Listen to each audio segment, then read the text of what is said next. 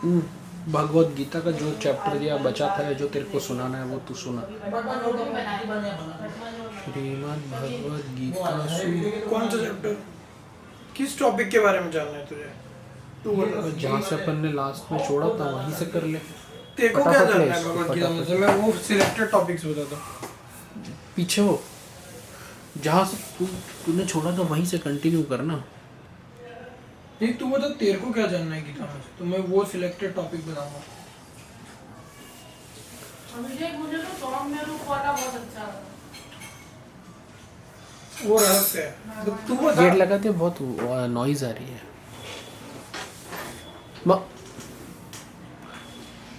कौन सा? जो तेरे को सुनाना है तू बता, तेरे हिसाब से, तू बता। तेरे हिसाब से, तेरे हिसाब से।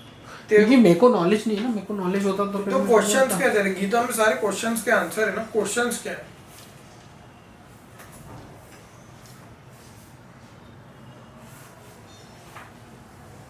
गीता में भगवत गुरु शिष्य परंपरा के बारे में क्या कहा गया है?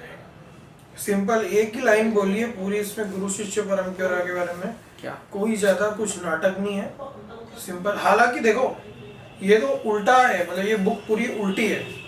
इसमें तो पहले ऐसा बोला गया है कि अगर गुरु अधर्म की साइड है और तुमको से लड़ना पड़ रहा है तो उसको मार दो, क्योंकि अर्जुन का बेसिक क्वेश्चन यही होता है दूसरे अध्याय के 7वें श्लोक तो में। वो अधर्म वर्ड यूज करते हैं गुरु के लिए। हाँ, तो ये कैसे पता चलेगा कि वो अधर्म है? अब अगर हमारे पास नॉलेज नहीं, वो धार्मिक है या अधार्मिक है। वो तो गीता से मिलेगा ना। गीता में धर्म समझाया हुआ है ना कि धर्म क्या है और अधर्म क्या है। गीता में बहुत क्लियरली समझाया हुआ है कि धर्म क्या है और अधर्म क्या है। वो गीता में, अच्छा बता, गीता में मार्केटिंग को लेकर क्या कहा गया है? किसकी मार्केटिंग? गीता की खुद की मार्केटिंग। गीता की खुद की मार्केटिंग मतलब जो कि ये लोग बोलते हैं करने का बुक डिस्ट्रीब्यूशन में, तो ये बोलते हैं कि आप सेल्समैन बनो। उसमें मतलब मुझे जो लगता है ना, अगर वो लास्ट में लिखा है गीता के बारे में कि टेक्निकली उससे बड़ी कोई भक्ति नहीं होती है, पर वो जो वो लोग करते हैं वो नहीं होता है वो। इससे बड़ी कोई भक्ति नहीं होती।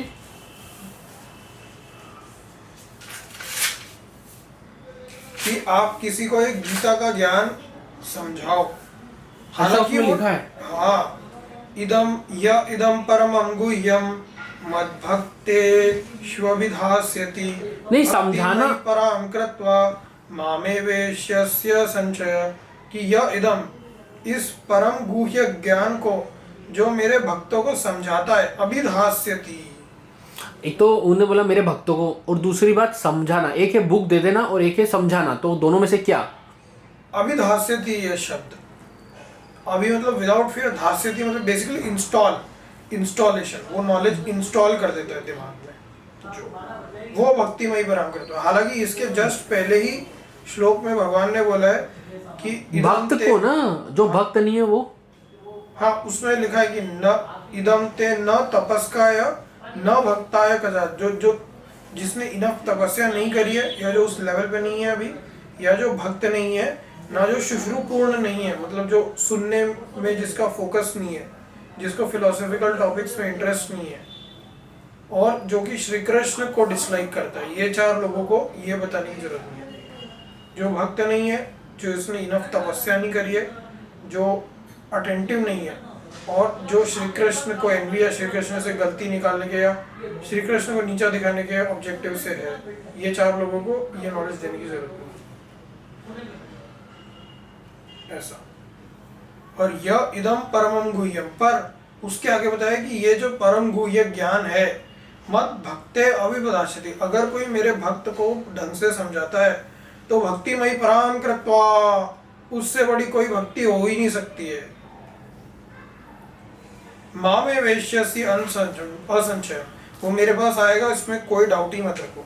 और इसमें वापस से अगले श्लोक में भगवान बोलते हैं कि न च तस्मान् मनुष्येषु कस्मिन् प्रियकृतम भविता न च मे तस्मात् अन्य प्रिय तरो भुवि। वो बोलते हैं कि ना मुझे उससे ज़्यादा कोई फ्यूचर में प्रिय होगा, ना पास्ट में प्रिय है। मतलब वो डबल बार बोलते हैं कि उससे ज़्यादा कोई भी मुझे प्रिय नहीं होगा, उससे बड़ी कोई भक्ति नहीं है। जो भगवान के भक्तों को गीता समझाता है, उससे बड़ी कोई भक्ति नहीं है। ऐसा। तो ये बोला गया है मार्केटिंग मतलब गीता के नॉलेज के। पर ये पहली कंडीशन है कि आप जिसको सुना रहे हो वो भक्त होना चाहिए किसी न किसी प्रकार का। करेक्ट। तो किताब दे देना, क्या वो समझाना हुआ? आपने भले ही उसको एक्सप्लेनेशन लिख दिया प्रोपात ने, पर क्या वो समझाना हुआ? वो समझाना नहीं हुआ, बट उसका भी मिलता है, उसका भी बेनिफिट मिलता है। नहीं बेनिफिट तो है। ठीक है, बताओ आगे। और क्या?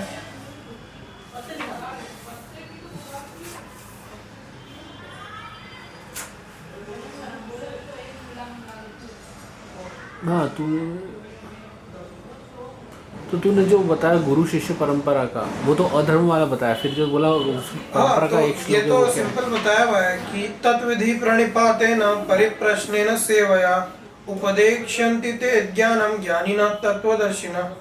अर्जुन का मेन क्वेश्चन ये होता है कि गुरु न हत्वा हि महानुभावन श्रेयो भोक्तुम भैक्षमपीह लोके हत्वार्थ कामांस्तु गुरुनिहैव भुंजीय भोगान रुधिर प्रतिदान। कि गुरुओं को मांगने से अच्छा मैं भीख मांग के जीना जीऊं। ऐसा अर्जुन का क्वेश्चन है। भगवान का इंस्ट्रक्शन ये है कि अगर गुरु भी अधर्म की साइड पे खड़ा है तो, और तुमको क्षत्रिय धर्म है और तुमको लड़ाई करने का, तो उनको मार दो, धर्म की रक्षा करो, ऐसा। और जो गुरु से नॉलेज लेने का है वो बड़ा सिंपल है कि तत्विधि प्रणिपातेन परिप्रश्नेन सेवया उपदेक्ष्यन्ति ते ज्ञानम ज्ञानिनः तत्वदर्शिनः। मतलब तो ये है चौथे अध्याय का 34वां श्लोक। सिंपल कि दो प्रॉपर्टीज होनी चाहिए किसी भी गुरु में, वो ज्ञानी होना चाहिए और तत्वदर्शी होना चाहिए। ज्ञानी ना तत्वदर्शी ना, तब वो गुरु की कैटेगरी में आएगा। तत्वदर्शी क्या होता है? जिसने एक्सपीरियंस किया हो, जिसने तत्व का दर्शन किया हो। तत्व का दर्शन क्या होता है? मतलब ब्रह्म आनंद या श्री कृष्ण मतलब भगवत फील, उसको भगवान की फील आई है, उसने ज्ञान योग, कर्म योग, ध्यान योग और भक्ति योग करके एक्सपीरियंशियली वो आनंद फील किया है, जो भगवान का आनंद है। और ज्ञानी मतलब कि उसको संस्कृत पूरी आती है, मतलब उसको पूरा गीता का नॉलेज है, कंप्लीट उपनिषदों का नॉलेज है, वो ज्ञानी। ये कैसे पता चलेगा कि अब मुझे कैसे पता कि कोई तत्वदर्शी है या नहीं? वो तो बात करता है तो उससे समझ आ जाता है, मतलब वो तुझे डिस्टिंग्विश करना पड़ेगा कि वो समझ आ जाता है। जो गुरु तत्वदर्शी बात करते हैं ना, उस जैसे एक कृपालु जी महाराज सुना है तूने? वो तत्वदर्शी गुरु है, उन्होंने देखा है, वो हालांकि बातें बहुत आगे की कर देंगे, कभी कभार सुना है तूने, बहुत आगे की बातें कर देंगे, बट उन्होंने तत्व का दर्शन किया। जैसे नीम करोली बाबा है, तो वो भी तत्वदर्शी गुरु है। सदगुरु महाराज हो गए तत्वदर्शी। सदगुरु तो ठीक है, वो तो गीता पढ़ने का मना कर देते हैं। अब वो सदगुरु, लेकिन वो तत्वदर्शी है नहीं, वो ज्ञानी नहीं ना। पर तत्वदर्शी ठीक है, थोड़ा बहुत होंगे क्या पता, पर वो ज्ञानी नहीं है, उनको ज्ञान नहीं है। ज्ञानी तो है ना वो? नहीं है ज्ञानी, उनको ज्ञान नहीं है गीता का, उनको उपनिषदों का ज्ञान नहीं है।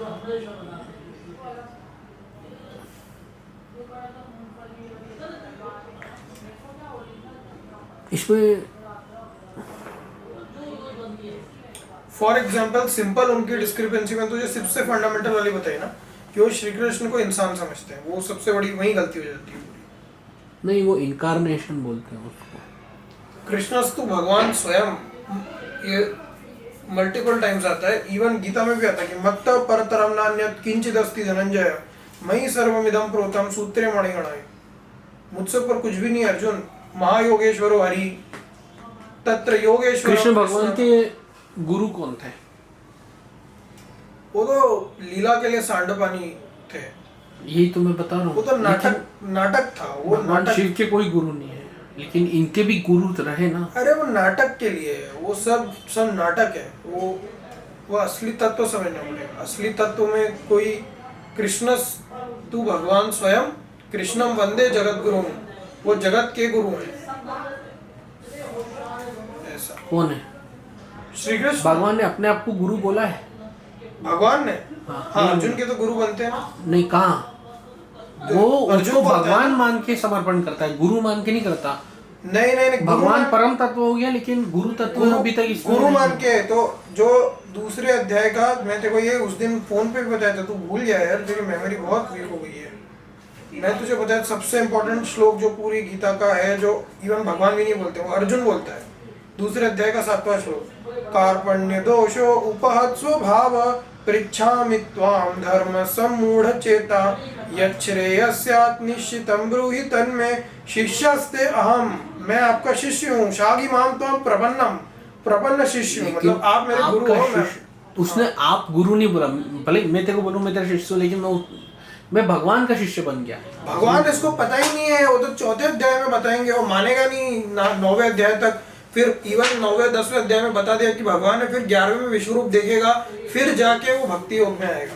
तो अभी तक इसको चौथे तक तो इसको पता भी नहीं है कि वो भगवान है, ठीक है। चौथे अध्याय में भगवान बोलते हैं कि जन्म कर्म च मे दिव्यम यो माम विद्धि तत्वतः अजो अपि सन अव्ययात्मा भूतानाम ईश्वरो अपि सन प्रकृतिं स्वामधिष्ठाय संभवामि आत्मजाय यदा यदा हि धर्मस्य ग्लानिर्भवति भारत अभ्युत्थानं धर्मस्य तदात्मानं सृजाम्यहं परित्राणाय साधूनां विनाशाय च दुष्कृतां धर्म संस्थापनार्थाय संभवामि युगे युगे।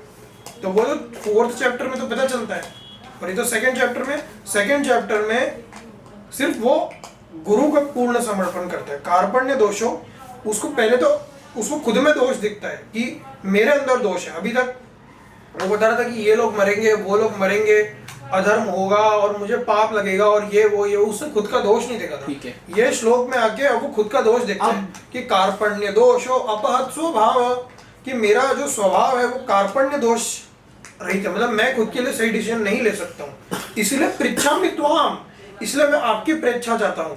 धर्म असम्मूढ़ चेता, क्योंकि मेरी चेतना जो है वो धर्म असम्मूढ़ हो गई है, वो धर्म और अधर्म के बीच डिस्टिंग्विश नहीं कर पा रही है।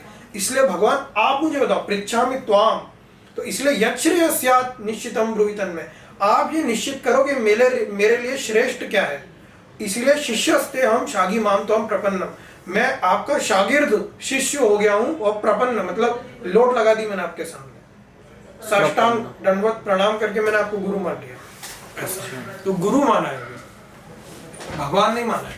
भगवान तो वो, ये मैं बताता हूँ भगवान एग्जैक्टली कौन से श्लोक में, इवन तो भगवान बता दिया 4th चैप्टर में, बट अर्जुन मानता नहीं है।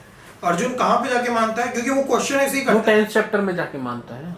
हाँ, वो 10वें चैप्टर के, मैं एग्जैक्ट बता दूँ, 10वें चैप्टर के 12वें श्लोक में मानता है वो, परम ब्रह्म परम धाम पवित्रम परमम भवान पुरुषम शाश्वतम दिव्यम आदि देवम अजम विभुम, कि आप ही परम ब्रह्म हो, आप ब्रह्म के ऊपर हो, परम ब्रह्म परम धाम, आप ही अल्टीमेट गति हो, आप तक ही पहुंचने के लिए माया में सब लोग खेल रहे हैं। पवित्रम, आप सबसे ज्यादा प्योर हो, प्योर एकदम प्योर।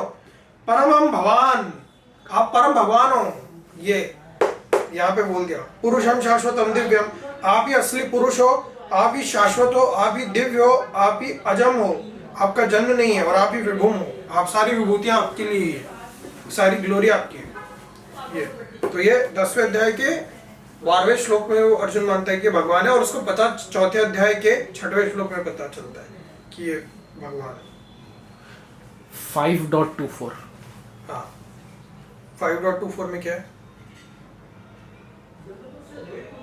उसमें क्या, योऽन्तः सुखोऽन्तरारामस्तथान्तर ज्योतिरेव यः स योगी ब्रह्म निर्वाणम ब्रह्मभूतोऽधिगच्छति। सही। ये श्लोक मेरे को समझा टेक्निकली क्या है, क्या टेक्नोलॉजी है इसके अंदर। ये बहुत ही प्यारा श्लोक है, एकदम मतलब ये एक्चुअली 5th चैप्टर क्यों बता रहे हैं, 5th चैप्टर क्यों बता रहे हैं, कर्म संन्यास योग बोलते हैं इसको। मतलब 5th चैप्टर का वो क्या है, कंक्लूजन क्या है, बताना क्या चाह रहे हैं। जैसे फॉर एग्जांपल 2nd चैप्टर में 2 बातें बताते हैं। 2nd चैप्टर का जो फर्स्ट हाफ है उसमें नयनम छिन्दन्ति शस्त्राणि नयनम दहति पावक न चैनम क्लेदयन्त्यापो न शोषयति मारुत अच्छेद्योऽयम् अधायोऽयम् अक्लेद्यो शोषो एव च नित्यः सर्वगतस्थाणुर् अचलोऽयं सनातन अव्यक्तोऽयम् अचिन्त्योऽयम् अविकार्योऽयम् उच्यते तस्मादेवं विदित्वैनं नानुशोचितुम् अर्हति। कि अर्जुन तुम डरो मत, जो तुम्हारी आत्मा है ना उसके ऊपर एटम बॉम्ब भी मार देंगे तब भी कुछ नहीं होगा, वो वहीं रहेगी, वो रिस्टार्ट हो जाएगी, वो रियलिटी रिस्टार्ट हो जाएगी। यहाँ पे अगर अभी एटम बॉम्ब भी फट जाता है ना तो तेरा अगला जन्म रिस्टार्ट हो जाएगा। उसके बीच में जस्ट एक मोमेंट रहेगा जब ये अगला जन्म कहाँ से रिस्टार्ट हो जाएगा, हो जाएगा। अगर मैंने बॉडी छोड़ दी, आत्मा अलग हो गई, अब वो आत्मा क्यों दूसरी आत्मा- बॉडी ढूंढने में हो सकता है 70-80 साल लग जाए। नहीं, ये सब झूठी बात है। ये सदगुरु की डेथ बुक है। अरे वो कुछ भी कुछ भी फालतू। जब आत्मा को टाइम का कंसेप्शन नहीं है तो क्या साल गिनती कैसे करेगा? आत्मा टाइम की कैसे गिनती करेगा? जब रियलिटी ही नहीं है तो आत्मा टाइम की गिनती कैसे करेगा? वही तो एग्जिस्ट कर रही है ना इसमें, स्पेस जो कि खुद भगवान है, आकाश। मैं सिंपल बता दूं, टाइम मेजर कैसे होता है? सदगुरु क्या लेते? सदगुरु खुद बोलते हैं कि चेंजेस से हम टाइम मेजर करते हैं कि अर्थ इतना घूमी तो ये हो गया, तो घूमी ना अर्थ, वो चेंज से मेजर होता है ना टाइम। टाइम मेजर ही कैसे होता है? फंडामेंटली टाइम कैसे मेजर होता है? अगर तूने कोई भी आज तक का टाइम मेजर किया हो बिना चेंज के, मुझे देखा तूने कहाँ टाइम मेजर किया? कौन सा टाइम मेजर किया आज तक तूने? कोई भी इंसान ने टाइम मेजर किया? मैंने थोड़ी क्यों, मैं तो बस बता रहा हूँ तेरे को। नहीं, मैं तुझे बता रहा हूँ कि घड़ी का कांटा इधर से इधर हो गया, रात से दिन हो गया, लाइट ये चेंज तो हो हम गई। फिजिकलिटी में देख हाँ, सकते तो मैं हैं। वही बता रहा हूँ तुझे कि टाइम मेजर ही वैसे होता है। लेकिन जो Changes एस्ट्रल से। वर्ल्ड है, जो But- स्पिरिचुअल वर्ल्ड है, वो भी तो आकाश तत्व के अंदर है कि नहीं है? नहीं, वो आकाश तत्व के बाहर है। वो अच्छा। आकाश तत्व उसके अंदर है। तो जो आत्मा है उसमें कुछ अगर चेंज ही नहीं होंगे, विकार ही नहीं वो होंगे। कौन सा तत्व है? आत्मा तत्व, उसको ब्रह्म तत्व भी बोलते हैं। तो अगर आत्मा में विकार ही नहीं होगे तो समय का कंसेप्शन ही खत्म हो जाता है, क्योंकि विकार ही नहीं हो रहे ना। तो विकार की गणना के लिए समय है, काल है। बट अगर विकार ही नहीं है तो समय ही नहीं है। तो वही है कि वो नैना, हालांकि ये टॉपिक नहीं है, टॉपिक ये है कि वो जो आत्मा है उसको खत्म नहीं किया जा सकता। वो हमेशा है, वो सब जगह है। वो आत्मा, तू आत्मा के अंदर है, आत्मा तेरे अंदर नहीं है, तू आत्मा के अंदर है। ये सबसे बड़ी जो मिसकंसेप्शन है गीता को, जो गीता में सबसे ज्यादा मिसअंडरस्टूड कॉन्सेप्ट है, वो ये है कि तो ये उल्टी बात बताई जाती है कि आत्मा ऐसी छोटी सी कोई चीज है और वो कहीं से कहीं लाइट है, जलती जलती इधर जाती, नहीं। तो 5.24 श्लोक का क्या मतलब हाँ, है? मैं तुझे बताता हूँ। तो जो सेकंड चैप्टर का फर्स्ट आधा पार्ट है वो आत्मा के बारे में, कि आत्मा क्या है। जो सेकंड आधा पार्ट है वो है बुद्धि योग, टेक्निकली बुद्धि योग है कि कर्म योग करना कैसे। और फिर जो थर्ड पार्ट है वो है कि स्थित प्रज्ञा क्या होता है, कि जिसकी कॉन्शियसनेस फिक्स्ड है, एकदम हिलती नहीं है, एक जगह पे पिन पॉइंटेड। अगर उसने कुछ पकड़ लिया तो वो उधर, जैसे अर्जुन का वो जब हो जाता है एकदम वो पिन पॉइंट, स्थित प्रज्ञा वो क्या है। तो उन्होंने अर्जुन की काफी ऊपर लेवल का स्थित प्रज्ञा बता दिया, जो असली स्थित प्रज्ञा, जिसकी जो ऐशा ब्राह्मी स्थिति पार्थ नैनाम प्राप्य विमुह्यति स्थित्वास्याम अंत कालोपि ब्रह्म निर्वाण रिच्छति। दूसरे अध्याय का 72वां श्लोक। फिर तीसरे चैप्टर में वो बताते हैं, मम्मी वो आएगा तो उसको पे करके ले लेना, सामान भी है इंस्टा हाँ होगा कुछ, बता देगा वो 29 तो अब तीसरे अध्याय में प्योर कर्मयोग बताते हैं कि कर्मयोग करना कैसे है। क्योंकि अर्जुन कंफ्यूज हो जाता है कि कर्म संन्यास करें कि कर्मयोग करें, तो भगवान बोलते हैं कि कर्मों को परफेक्शन से करने को ही कर्मयोग बोलते हैं, और वही सांख्य योग भी है। फिर अर्जुन उसमें भी कंफ्यूज होता है, तो भगवान ये बताते हैं कि मैं भगवान हूँ।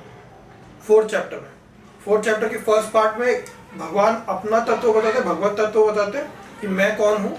और फिर सेकेंड पार्ट में वो ज्ञान योग बताते हैं कि यज्ञ क्या होता है, यज्ञ करने की क्या क्या तरीके होते हैं। और अब फिफ्थ चैप्टर में कर्म संन्यास योग बताते हैं, क्योंकि अर्जुन पूछता है कि कर्म, फिर से वो कंफ्यूज हो जाता है। तो पहले उनको बताया कर्म योग, फिर एंड में तो जो सेकेंड चैप्टर का फर्स्ट वाला पार्ट है उसमें आत्मा बता दी, जो कि काइंड ऑफ सांख्य योग या ज्ञान योग हो गया। फिर उसके बीच में कर्म योग बता दिया, जो कि बुद्धि योग है। फिर एंड में स्थित प्रज्ञा जब बताया, सब वापस ज्ञान योग बता दिया। तो थर्ड चैप्टर के स्टार्टिंग में अर्जुन फिर से पूछता है कि ज्ञान योग या कर्म योग। तो थर्ड चैप्टर में प्योर वापस से कर्म योग पूरा बताते हैं। फिर फोर्थ चैप्टर में वापस ज्ञान योग बताते हैं। तो फिर वापस से सेम क्वेश्चन अर्जुन पूछता है फिफ्थ चैप्टर में, कर्म योग या ज्ञान योग। तो फिर सिंपल ये फिफ्थ चैप्टर उसका आंसर है कि कर्म योग या ज्ञान योग। तो आंसर क्या है उसका आंसर है जो 5.24 क्या है वो? तो वही है कि बेसिक फंडामेंटल यही है कि ज्ञान योग और कर्म योग में कोई डिफरेंस ही नहीं है, दोनों एक ही बात है। योग एक्चुअली ये जो 4 तरीके के योग है ना, ये भी बेवकूफ़ी है। ये एक्चुअली एक ही योग है, योग एक ही है, क्या है कोई वो दूसरा योग? योग नहीं है। वही है भगवान के साथ योग, वही है, वो एक ही योग है। कोई दूसरा, इतने सारे योगों के नाम दे दिए, अनन्य योग, ध्यान योग, सांख्य योग, ज्ञान योग, कर्म योग, ये सब गीता में आता है। अनन्य योग क्या है? अनन्य योग भी आता है, अनन्य नैव योगेन, 12वें अध्याय का 6वां श्लोक। तो क्या है ये अनन्य योग? अनन्य योग मतलब कोई और नहीं, कोई अन्य, कोई और नहीं, सिर्फ यही अनन्य योग। बाकी सारी चीजों को नो बोल देना, हर चीज को नो, एनीथिंग एल्स नो, और मतलब नो, और अन्य मतलब एल्स, एनीथिंग एल्स को नो। तो तू मेरे को ये बता, तो 5.24 पहले तो क्या श्लोक का मतलब क्या है? हाँ, कि तो, आप अपने अंदर एनलाइटनमेंट जो है वो ही योगी है ना, वही है असली मिस्टी, जो अपने अंदर खुश है और अपने अंदर की जो उसकी ज्योति है वो जलती है, अपने अंदर एनलाइटेंड है, वही है।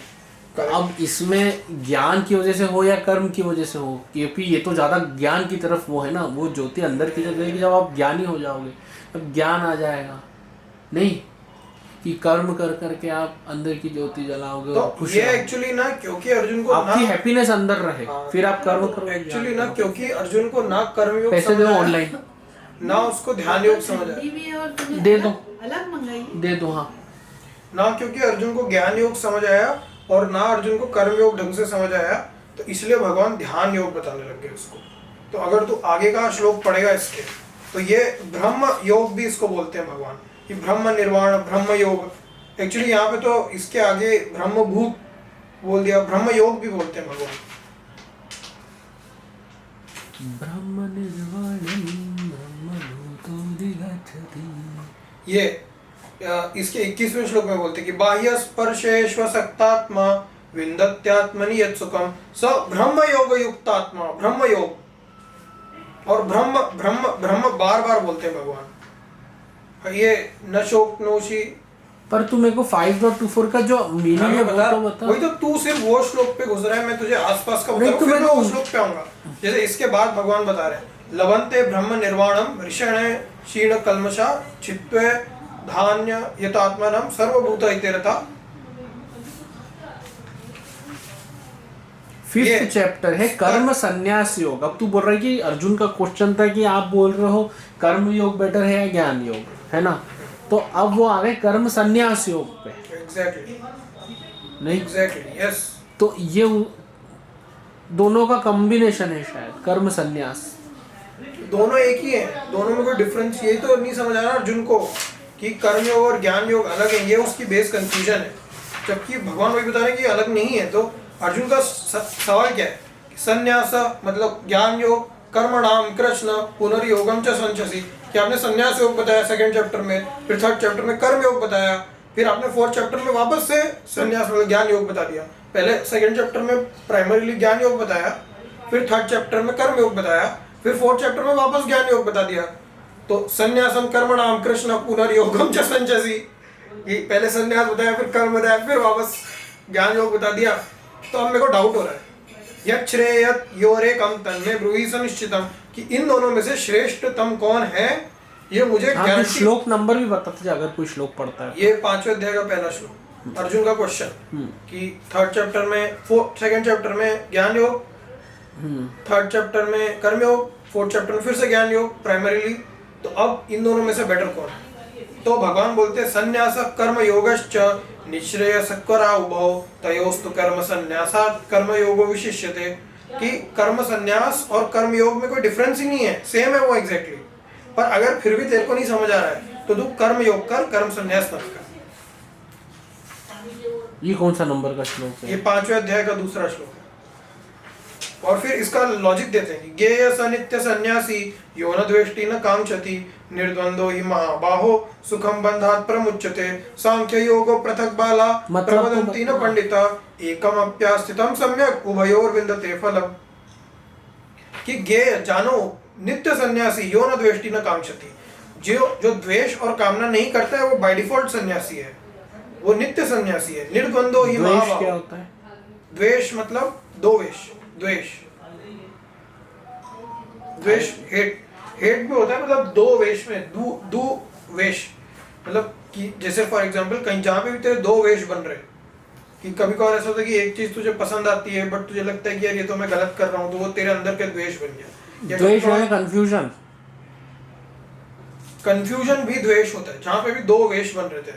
या फॉर एग्जाम्पल कुछ लोग होते हैं जो किसी और के सामने अलग बनते हैं, फिर दूसरों के सामने अलग बन जाते हैं, तो वो भी दो वेश है, वो एक्सटर्नल द्वेष है, समझा।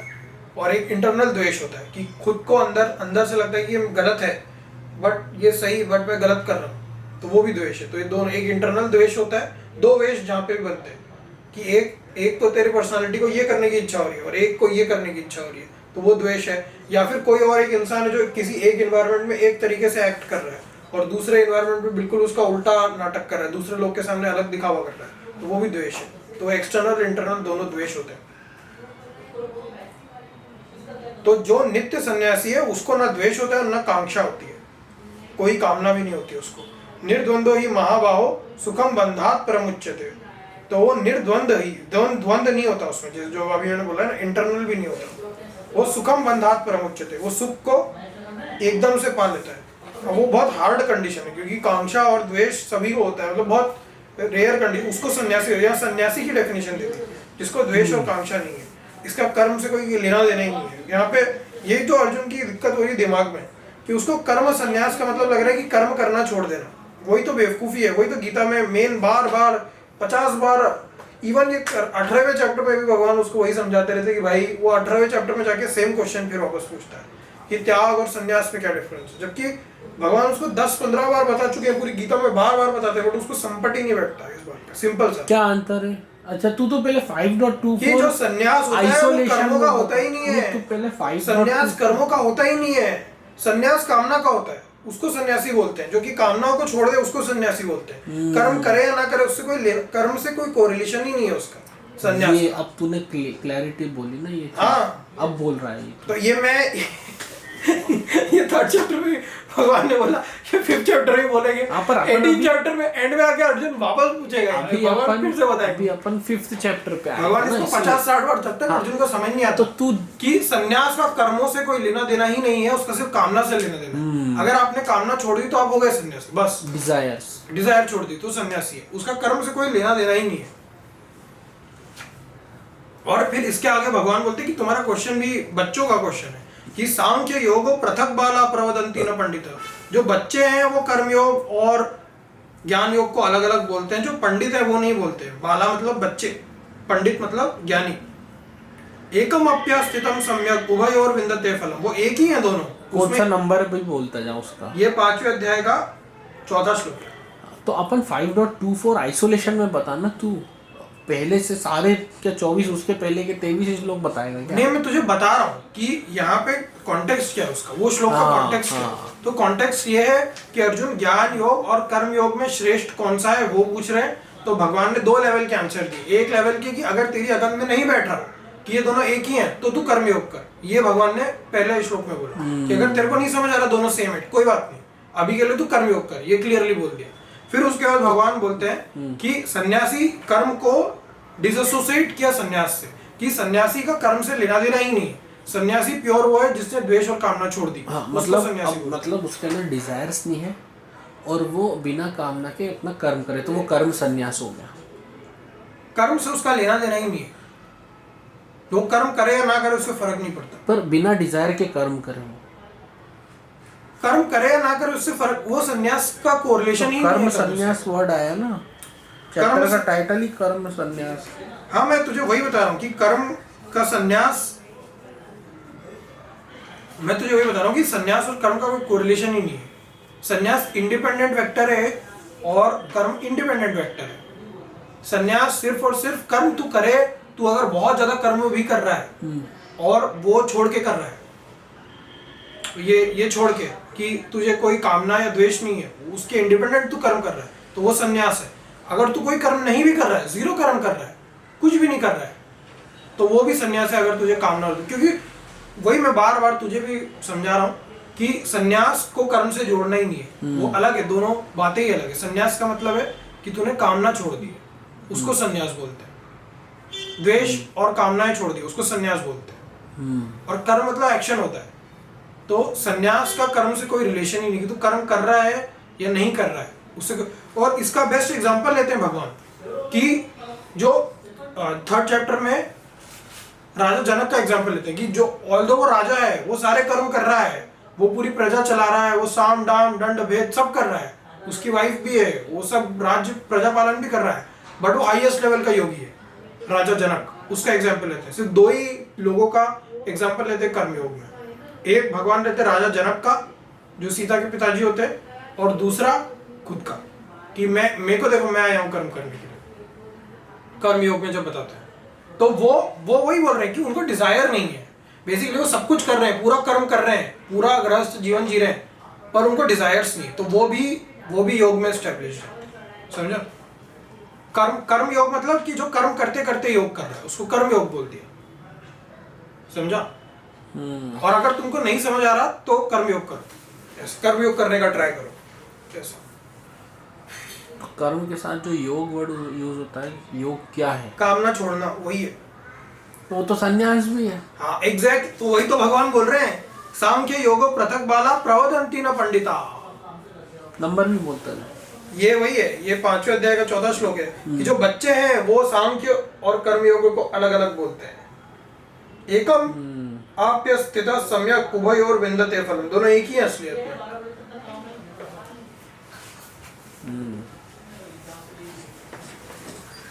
तो ये भगवान उसको बता रहे हैं, ये आगे वापस से रिपीट करते हैं। ये गीता में एक्चुअली पहले मेरे को ऐसा लगता था कि सब श्लोक में अलग अलग बातें बोली है, बट जैसे जैसे मेरे को गीता समझ में लग रहा है भगवान वही एक ही बात को अर्जुन को 50 बार 100 बार बता रहे हैं कि उसकी बुद्धि में घुस जाए। सेम बात को बताते जाते हैं अर्जुन, बार बार हर श्लोक में 18 चैप्टर तक एक बात बताए, एक ही बात बता रहे हैं। सब गुरु बोलते थे कि Krishna could only find this fellow who could sit through all 18 chapters. तो लोग भाग जाते, बिठा नहीं, कौन सुनेगा 18 चैप्टर? कौन क्या? सदगुरु।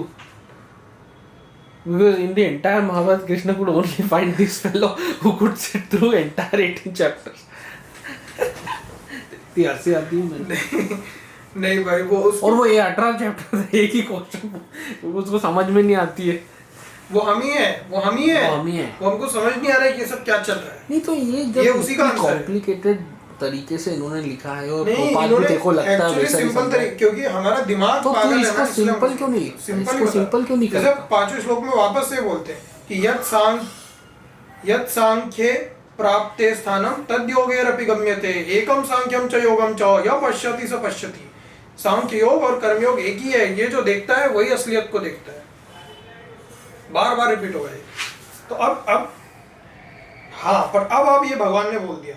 अब यहाँ पे भगवान बात करते हैं कि जो एक्सटर्नल संन्यास है, जो नकली संन्यास लोग करते हैं, संन्यासस्तु महाबाहो दुखम आप तुम योगतः योग युक्तो मुनिर्ब्रह्म न चिरेणादि गच्छति, कि तुमने अगर योग के बिना अगर एक्सटर्नल संन्यास कर दिया, एक्सटर्नल संन्यास मतलब जो ये जिसको कोट अनकोट जो सोसाइटी में संन्यास दिखता है ना, कृष्ण की संन्यास की डेफिनेशन नहीं, जो सोसाइटी की संन्यास की डेफिनेशन है कि मतलब काम धंधा छोड़ दिया इसने, अगर वो तुमने कर लिया बिना योग को प्राप्त करे, संन्यासस्तु महाबाहो दुखम आप तुम अयोगता, अयोग के बिना अगर तुमने संन्यास कर दिया तो तुमको दुख मिलेगा, बहुत दुख। पहले आप योगा में इस्टेब्लिश हो, फिर ये सब चीजें exactly. छोड़ना नहीं छोड़ना, इसकी कंडीशन भी बताइए, इसकी एग्जैक्ट कि कब एक कर्म तो पहले आपका भी पहला कर्म ही है कि मेरे को योग में इस्टेब्लिश होना है, तो आप दूसरी चीजों में कहाँ ध्यान दोगे? पहले आप उसको समझोगे ना, पहले आप खुद को योग में इस्टेब्लिश करोगे ना,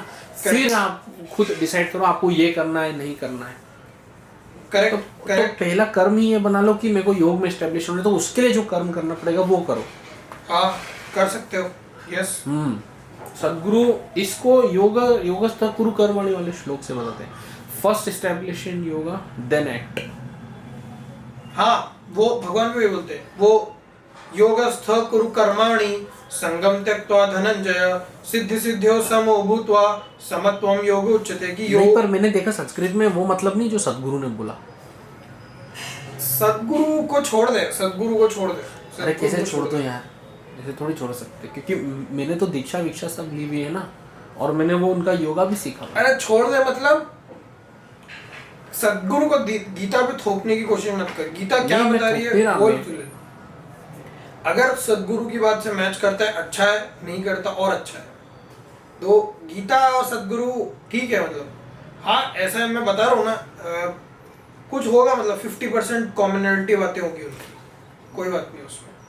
पर वो मतलब गीता का ज्ञान यूनिवर्सल ही है, एग्जिस्टेंस में हर चीज में मौजूद है ये ज्ञान, ये है, हाँ ये है, हर चीज में है ये हाँ। चीज। तो अगर ये किताब ना पढ़ी जाए, हाँ है ना, कि हमें नहीं पता कि कौन कृष्ण थे, किसने लिखी, क्या करी, हम खुद एक्सप्लोर करें और अंदर से वाकई वो व्यक्ति जेन्युइन है, अनवेवरिंग है, हाँ ठीक है, उसको अंदर से जानना है, हाँ तो उसको ऑटोमेटिकली यूनिवर्स उसके लिए गेट खोल देगा। ये बिल्कुल यही सदगुरु ने किया, वो यही कहते हैं, I know this from its origin to its हाँ। तो वो गीता फिर बताएगा ना, तो वो गीता के एग्जैक्ट कॉन्सेप्ट बताएगा। इसलिए नहीं, वो ऐसा नहीं वो करेगा कि बिल्कुल आधे बता- कॉन्सेप्ट गीता के होंगे और आधे नहीं होंगे। नहीं, वो ये सामने ऑडियंस कैसी है, वो जरूरी है कि सभी लोग गीता पे मानते हैं। मैं बेस्ट एग्जांपल इसका लेता हूँ, वेदव्यास को ऐसे ही हुआ था। वेदव्यास ने तो खुद ने गीता लिखी है, उसको तो सिर्फ आई गीता, उसके पहले नहीं थी एक्सटर्नल वर्ल्ड में, उसको आई गीता, उसने बोल दी, लिखवा दी, देखा उसने। क्योंकि वेदव्यास उसका बेस्ट एग्जांपल है। उसने पहले श्री कृष्ण की भक्ति करी, फिर श्री कृष्ण ने उसको दर्शन दिए, फिर उसको पूरी महाभारत आई, भगवत पुराण आई, तो वो है। पर हालांकि अगर देख फिर सदगुरु का ट्रैक नहीं है, मतलब वो मैं बता रहा हूँ कि कुछ अगर मैच करते तो वेल एंड गुड है, बट उसको थोपने की गीता को सदगुरु पे, सदगुरु को गीता पे थोपने की कोई जरूरत नहीं। दोनों मतलब मैं बता रहा हूँ ना, ये सब बहुत दूर की बातें हैं। ये तो कॉन्सेप्ट्स की ट्रिवियलिटी पे तो मत जा तू। मैं तो बेस बता रहा हूँ, श्लोक पे आ जा, बेस बता रहा हूँ 5.24। अगर ऐसा मानते जो अर्जुन ने माना गीता में, जो गीता में बार बार रिपीट हुआ है, जो भगवान खुद बोलते हैं मल्टीपल टाइम्स कि श्री कृष्ण परम ब्रह्म परम धाम है, वही है अल्टीमेट, बस ये अगर इतना मान लिया, उसके बाद आगे की बातें हो सकती है। उसके पहले तो कुछ कोई मतलब ही नहीं है डिस्कस करने का कुछ भी। गीता ये न्यूएंसेस सी देख, ये न्यूएंसेस है ना माया से डील करने के लिए, कि तुम्हारा दिमाग अभी कचरे में है तो उसको कचरे में से कैसे निकालें, उसके लिए है ये, उसके लिए श्लोक है। बट जो बेस है, जो कंक्लूजन है, वो तो वही है कि सर्वधर्मान परित्यज्य मामेकम शरणम व्रज। क्यों? क्योंकि वो भगवान तो है, ठीक है। वो तो conclusion। अब ये जो श्लोक है, तू डायरेक्ट श्लोक पे और इसको आइसोलेशन में हाँ, समझ। तो अब मैं तुझे ये बताता हूँ कि ये भगवान, क्योंकि इसको ना कर्मयोग समझ आया ना कर्म संन्यास है, ज्ञान योग समझ आया, दोनों इसको समझ नहीं आया अर्जुन को, इसलिए भगवान इसको एक दोनों के बीच वाला तरीका बताते हैं, जो कि ध्यान योग का तरीका है। ध्यान योग मतलब जिसको अष्टांग योग भी बोलते हैं, या उसको ब्रह्म योग भी बोलते हैं। नहीं यार, अष्टांग में तो वो 7वें नंबर पे आता है ध्यान, वो तो पहले यम नियम, हाँ, वो ध्यान योग, उसको वर्ड उसके लिए ध्यान योग ही है। उस अष्टांग योग को भी ध्यान योग बोलते हैं, और जो सदगुरु भी पढ़ाते हैं वो भी इसी के अराउंड ही है, थोड़ा बहुत इसी के अराउंड है, मतलब 5th चैप्टर और 6th चैप्टर के अराउंड। जो बुद्ध थे या महावीर थे, उन्होंने भी इसके अराउंड पढ़ाया है। तो ये ध्यान योग, या इसको अष्टांग योग या ब्रह्म योग भी बोलते हैं। तो ये फोकस का योग होता है, मतलब बेसिकली एनर्जीज अपनी उसको करना। तो इस पे भगवान आ जाते हैं कि ये एटलीस्ट, क्योंकि ये जो पिछले वाले दोनों योग है ना, वो योग थोड़े से ज़्यादा मुश्किल इसलिए हैं क्योंकि ज्ञान योग अगर चमका नहीं, उसको संस्कृत नहीं आती या बातें समझी नहीं, तो वो गया, वो फिर कुछ नहीं समझ पाएगा। और कर्म योग करने के लिए वो चाहिए थोड़ा सा ना, मतलब एक वो चाहिए कि भाई मैं थोड़ी तो डिटैचमेंट। हाँ, मतलब बेसिकली वही है ना कि योगस्थ कुरु कर्माणि संगम त्यक्त्वा धनंजय सिद्धि सिद्धियो समो भूत्वा, कि मेरे लिए सक्सेस और फेलियर सेम होना चाहिए। कर्मण्येवाधिकारस्ते मा फलेषु कदाचन, कि मैंने कहीं पे कुछ काम किया और वो पूरा का पूरा उसमें मुझे लॉस हो गया, या पूरा मैं हार गया, या मैं पूरा जीत भी गया, वो भी है कि जीतने पे खुश नहीं होना, हारने पे दुखी नहीं होना, वो मेंटल स्टेट आना, उसी को योग बोलते हैं एक्चुअली। तो वो भी बहुत मुश्किल होता है। तो इसलिए भगवान अब बीच का एक रास्ता बताते हैं, जिसको ध्यान योग बोलते हैं। तो ध्यान योग अब आगे भगवान बताना स्टार्ट करते हैं इसके आगे से, जहाँ पे कि भगवान ब्रह्म की बातें करना स्टार्ट करते हैं। तो वो स्टार्ट यहाँ से करते हैं ना कि योग युक्तो विशुद्धात्मा विजितात्मा जितेंद्रिय सर्वभूतात्मा भूतात्मा कुर्वन्नपि न लिप्यते, कि जो योग युक्त आत्मा है, जो विशुद्ध आत्मा है, जिसने इंद्रियों को जीत लिया है, वो हर भूत में आत्मा को देखता है और आत्मा को हर भूत में देखता है। मतलब जैसे तू मुझे देख रहा है तो तुझे देखना पड़ेगा कि ये भी मेरी आत्मा के अंदर ही है, मेरी आत्मा के सब कुछ तेरी आत्मा के अंदर है। सर्वभूतात्मा भूतात्मा, ये एक श्लोक नंबर बता। और तू सबकी आत्मा के अंदर है, सब तेरे आत्मा के अंदर है, और तू सबकी आत्मा के अंदर है। सर्वभूत आत्मा भूतात्मा, ये है 5वें अध्याय का 7वां श्लोक। तो ये रियलाइज करना पड़ेगा कि तेरी आत्मा सिर्फ तेरे अंदर नहीं है, सब जगह तेरी आत्मा है, और सब लोगों के अंदर तेरी आत्मा है, और सब लोगों की आत्मा के अंदर तेरी आत्मा है। लोगों की कि जानवरों, कीड़े मकोड़े और माइक्रोब्स, सबकी एक ही आत्मा है। आत्मा माइक्रोब्स में भी आत्मा होती है, एक ही आत्मा है। हाँ, सबकी एक ही आत्मा है। जो भी तुझे दिख रहा है, सुन रहा है, समझ रहा है, वो सब कीड़े मकोड़े तेरी विजुअल फील्ड में ही आते हैं ना, तेरे थॉट्स में ही आते हैं ना। तो वो क्षेत्र है तेरा, उसके अंदर जो भी आता है वो तेरी आत्मा, क्षेत्र आत्मा के अंदर ही लोड होता है। सब कुछ आत्मा के अंदर। तो ये फंडामेंटल समझना चाहिए। फिर दूसरा फंडामेंटल समझना चाहिए कि नैव किंचित करोमीति युक्त मन्येत तत्त्ववित् पश्चन् शृण्वन् स्पर्शनं जिघ्रन् अश्नन् गच्छन् स्वपन् श्वसन् प्रलपन् विसृजन् गृह्णन् उन्निमिषन् निमिषन् अपि इंद्रियाणि इंद्रियार्थेषु वर्तन्ते इति धारय। ये असली डिसोसिएट कर दिया भगवान ने। क्या ही है? भगवान बोलते हैं कि जो तत्व देखता है वो ये देखता है कि नैव किंचित करोमीति, मैं कुछ भी नहीं करता हूँ। मैं मतलब वो अपनी बात कर रहे हैं कि अर्जुन की कि जेनेरिक आत्मा, आत्मा कुछ भी नहीं करती है। हाँ। युक्तो मन्येत तत्त्ववित्, जो तत्व को जानते हैं वो इस बात को जानते हैं कि आत्मा कुछ भी नहीं करती है। पश्चन मतलब देखना, श्रवण सुनना, स्पर्शनन टच करना, जिघ्रन टेस्ट करना, अश्नन खाना, गच्छन जाना, स्वपन सोना, श्वसन सांस लेना, प्रलपन बोलना, विसृजन एक्सक्रीट करना, गृह्णन कुछ लेना, उन्निमिषन निमिषन अपि। ये कौन सा नंबर का है? ये बहुत प्यारा है। ये 5वें अध्याय का 8वां और 9वां श्लोक है। उन्निमिषन निमिषन, पलक झपकाना, इवन पलक झपकाना भी नहीं, पलक बंद करना और पलक खोलना, ये कर्म की ग्रैनुलरिटी है। ये भगवान, जैसे हम पूछते हैं ना, बहुत लोग पूछते हैं, बहुत लोग ने पूछा भी है कि कर्म की ग्रैनुलरिटी क्या है, कि सबसे छोटा कर्म क्या करता है तू। तो यहाँ पे भगवान ने स्टार्ट ही ऐसे किया कि नैव किंचित करोमीति, कर्म, ये सब कर्म है। देखना कर्म है, सुनना कर्म है, स्पर्श करना कर्म है, टेस्ट करना कर्म है,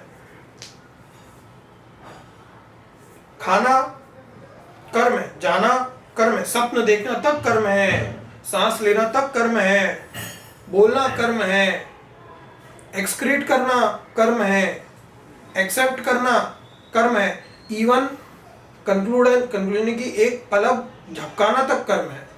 इवन उसमें भी भगवान चलेगा कि पलक खोलना और पलक बंद करना अलग अलग कर्म है, वो 2 कर्म है, समझ रहा है। तो वो कर्म की ग्रैनुलरिटी है कि तूने कुछ भी छोटा सा भी चेंज किया माया में, वो सब कुछ कर्म है। पर जो असली तत्व जानता है वो देखता है कि मैं कुछ भी नहीं करता हूँ। इंद्रियाणि इंद्रियार्थेषु वर्तन्ते इति धारयन्, इंद्रियां सिर्फ और सिर्फ इंद्रिय के अर्थ को बदल रही है, ये धारणा है उसकी, ये उसने समझ लिया। जैसे मैं अभी बोल रहा हूँ कुछ, तो कुछ हो नहीं रहा है, सिर्फ तेरे कान पे ध्वनि पड़ रही है, और जो तेरी इंद्रियां हैं, जो तेरा ज्ञान इंद्रिय है, कर्ण इंद्रियां हैं, उनसे एक इंद्रियों का अर्थ बन रहा है, जो कि मेरे बोलने से तुझे समझ आ रहा है, समझ रहा है। तू कुछ नहीं कर रहा है उसमें, या इवन जब तू बोल भी रहा है तब भी सिर्फ तेरी जो इंद्रियां हैं उनमें चेंज आ रहा है, और कुछ अर्थ तुझे समझ आ रहा है। तू सिर्फ ऑब्जर्व कर रहा है उनको, जबकि तू कुछ कर नहीं रहा है। ये भी कर्म हो रहा है। हाँ, कर्म हो रहा है ना। जैसे तूने अभी खुजाला, तो ये कर्म हुआ। नहीं, जो तू बोल रहा है तो वो मैं सुन रहा हूँ, वो जा रहा है अंदर। हाँ, मैं तो वो कर्म हो रहा है, सुनना भी कर्म है। यस, ये लिखा ना अभी, मैं देख रहा हूँ। श्रवण, हाँ, पश्चन, ये भी लिखा, ये भी कर्म, देखना भी कर्म। पर इधर फोकस है ही नहीं, कर्म पे फोकस ही नहीं है। ये इतना कर्म बता दिया भगवान ने, क्योंकि भगवान का फोकस इन सब को डिलीट करना है और कर्ता पे फोकस करना है। मतलब कि ऑल्दो सब कर्म हो रहे हैं, ये सब कुछ कर्म हो रहे हैं, बट तू करता नहीं है इनका। यही मेन। अच्छा, ऐसा। हाँ, यही मेन समझ। कैसे तू करता नहीं है? जो प्योर, तो दो है जो एक्चुअली ये 3रे अध्याय के 27वें श्लोक में भी आता है कि प्रकृते क्रियमाणानि गुणे कर्माणि सर्वश अहंकार विमूढ़ात्मा कर्ता अहम इति मन्यते। तो दो आत्मा होती है, दो आत्मा। एक विमूढ़ आत्मा होती है, नकली आत्मा, जो तुझे लग रहा है आत्मा है बट वो असलियत में आत्मा नहीं है। उसको भगवान विमूढ़ आत्मा डेफिनेशन दे देते हैं कि ये विमूढ़ आत्मा है, मतलब ये तेरा मिस एसोसिएशन है आत्मा के साथ, जो तुझे लग रहा है कि आत्मा है, वो आत्मा नहीं है। क्योंकि प्रकृति क्रियमाणानी, प्रकृति सब कुछ करती है। गुणे कर्माणी सर्वश, गुणों के थ्रू सारे कर्म प्रकृति ही क्रियमाण करती है। और जो अहंकार विमूढ़ आत्मा है, जो बेवकूफ अहंकार है, वो सोचता है कि मैं कर रहा हूं, कर्ता अहम इति मन्यते। तत्ववितु महाबाहो गुण कर्म विभागश गुणा गुणेषु वर्तन्त इति मत्वा न सज्जते। तो जो ये सब कर्म हो रहे हैं ये तू करता नहीं है, बस ये मानना यही है, ये असली आत्मा। असली आत्मा करता नहीं है। विमूढ़ आत्मा जो अहंकार है वो भी एक्चुअली में करता नहीं है, वो बस ऐसा समझती है कि वो करता है। ये थोड़ा टेक्निकल है, समझा? तो अगर तुझे लग रहा है कभी भी कि तू करता है तो वो सिर्फ तेरा इल्यूजन है, वो तेरी माया है, वो अहंकार है तेरा। अहंकार का मतलब ही होता है अहम मतलब मैं, कार मतलब करता, करता मैं। एक्चुअली अहंकार का मतलब ईगो या ये सब कुछ भी नहीं होता है, कुछ भी बकवास बताते हैं। संस्कृत बड़ी टेक्निकल लैंग्वेज है, उसमें जो मतलब है वही मतलब है। तो ये भाव अहम करता इस अहंकार कि मैं करता हूँ, ये भाव को ही अहंकार बोलते हैं कि मैंने किया है ऐसा। तो अब ये क्या बोल रहे हैं कि कर्ता कौन है एक्चुअल में? प्रकृति, प्रकृति माया, माया करता है। अच्छा, तो कर्म योग में फिर क्या कर्म करें? वो क्या है? डिटैचमेंट ही मेन है जो आप कर सकते हो, वही जो अहंकार को खत्म करना है या वो करना, वही डिटैचमेंट ही आप। तो अभी पहले भगवान ने 5th चैप्टर के 8वें 9वें श्लोक में मतलब कर्म योग में ये नहीं कह रहे कि वो आप कर्म करो, आप डिटैचमेंट हो जाओ, फिर जो चाहे वो करो। वो कर्म संन्यास है। डिटैचमेंट भी, अभी तो डिटैचमेंट भी बहुत, वो तो सब समझा दिया, वो अर्जुन को सब डिटैचमेंट डिटैचमेंट। तो कर्म योग क्या है फिर तेरे हिसाब से? क्या कर्म योग भगवान समझा ही नहीं रहे। यहाँ भगवान पहले समझा रहे कि पर्सपेक्टिव अपना सही करो। वो बता रहे कि ये सब कुछ हो रहा है बट तुम करता नहीं हो, नैव किंचित करोमीति, बस मैं करता नहीं हूँ। इन चीजों का जो भी सब कुछ हो रहा है ये बस होते जा रहा है, मैं करता नहीं हूँ। ये पहले देखना। इंद्रियाणि इंद्रियार्थेषु वर्तन्ते इति धारयन्, सिर्फ इंद्रियों के अर्थ को बदल रही हैं, ये देखना है बस कि इंद्रियां बस इंद्रियों के अर्थ, सब कुछ होते जा रहा है, मैं कुछ भी नहीं करता हूँ, ये सब कुछ होते जाता है।